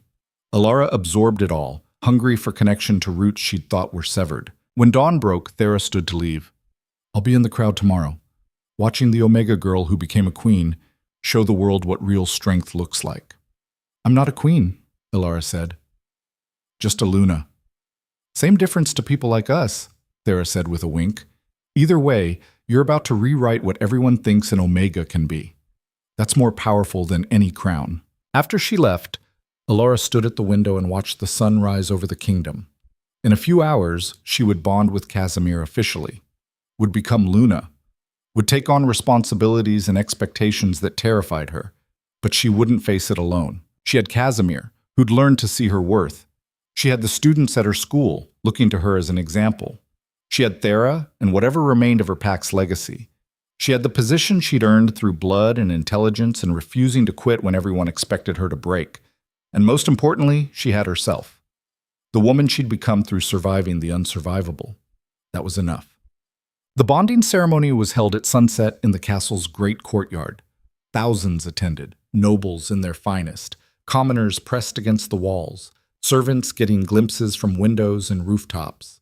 Even some delegations from neighboring kingdoms, curious to see the Omega Luna who'd caused such upheaval. Elara walked to the ceremonial circle alone, as tradition demanded. She wore the blue gown, the Order of the Silver Wolf medallion, and nothing else to hide behind. No mask, no pretense, just herself. Casimir waited in the center of the circle, dressed in ceremonial robes but looking more nervous than she'd ever seen him. When she reached him, he offered his hand. "Ready?" he asked quietly. "Terrified," she admitted, "but yes." The officiant began the ceremony, old words about bonds and fate and the moon's blessing. Elara barely heard them. She was focused on Casimir, on the bond thrumming between them, on the choice they were both making. When the officiant asked if they accepted the bond freely and willingly, they answered in unison, "We do." The bond snapped fully into place. It was nothing like the original bonding at the bonding moon. That had been fate forcing a connection. This was choice creating one. The sensation was overwhelming, Casimir's emotions flooding into her, her own rushing to him, until it was hard to tell where one ended and the other began.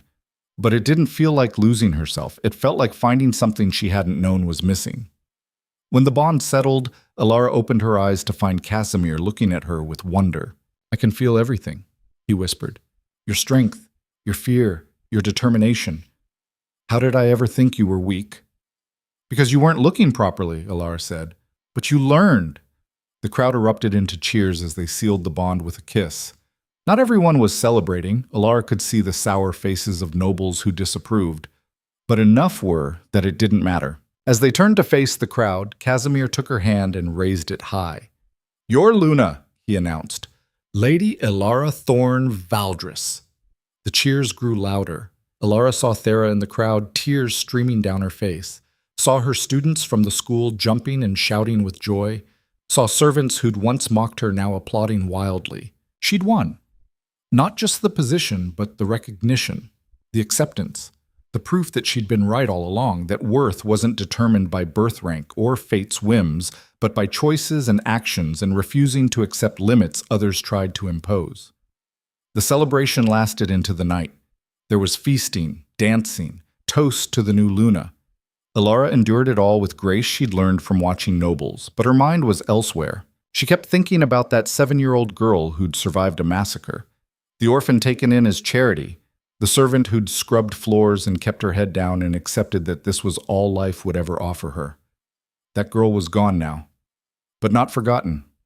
Everything Elara had become, lady, Luna, leader, was built on the foundation of that girl's survival, her refusal to break, her quiet accumulation of knowledge and observation that later became the skills of an intelligence operative. She owed that girl everything.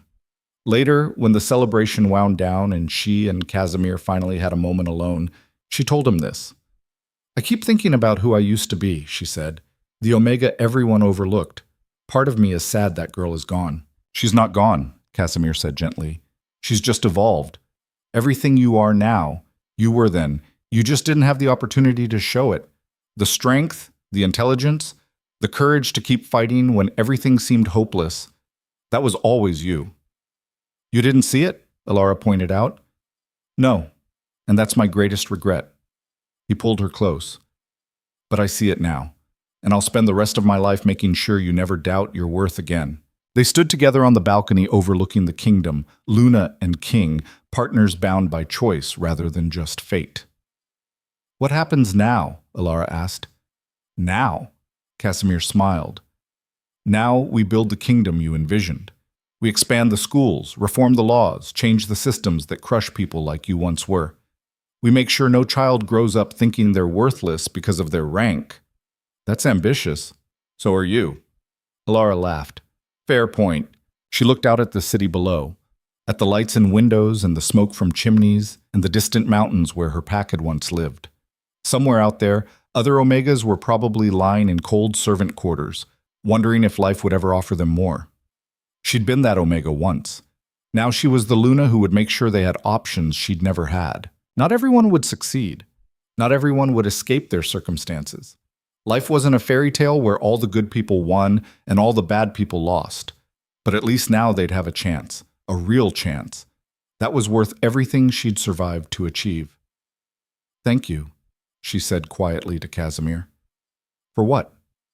"For learning to see me. For giving me the opportunity to prove myself. For choosing me even when it would have been easier not to." "You're thanking me?" Casimir shook his head. "Elara, you saved my life. Saved my kingdom. Showed me what real strength looks like. I should be thanking you." "Then we're even," Elara said. They stood together as the moon rose higher, casting silver light across the kingdom. The same moon that had revealed their bond at that first ceremony. The same moon that had witnessed her rejection, her pain, her rebuilding. The moon didn't judge. It just shone on everyone equally. Nobles and servants, alphas and omegas, the powerful and the powerless. And under that impartial light, Elara Thorne had risen from the lowest ranks to the highest position. Not because fate demanded it, but because she'd refused to accept that her worth was determined by anyone except herself. That was the lesson she'd carry forward.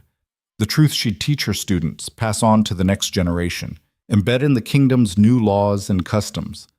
You don't need permission to be valuable. You don't need approval to be strong. You just need to survive long enough to prove everyone wrong. And when you do, when you stand victorious over those who tried to break you, you show mercy to those who deserve it, justice to those who don't, and opportunity to those coming up behind you. That was how you changed the world. One choice at a time, one student at a time, one reformed law at a time.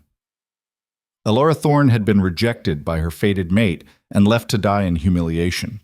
But she hadn't died. She'd become something far more dangerous than a destined Luna. She'd become a woman who wrote her own destiny. And that made all the difference.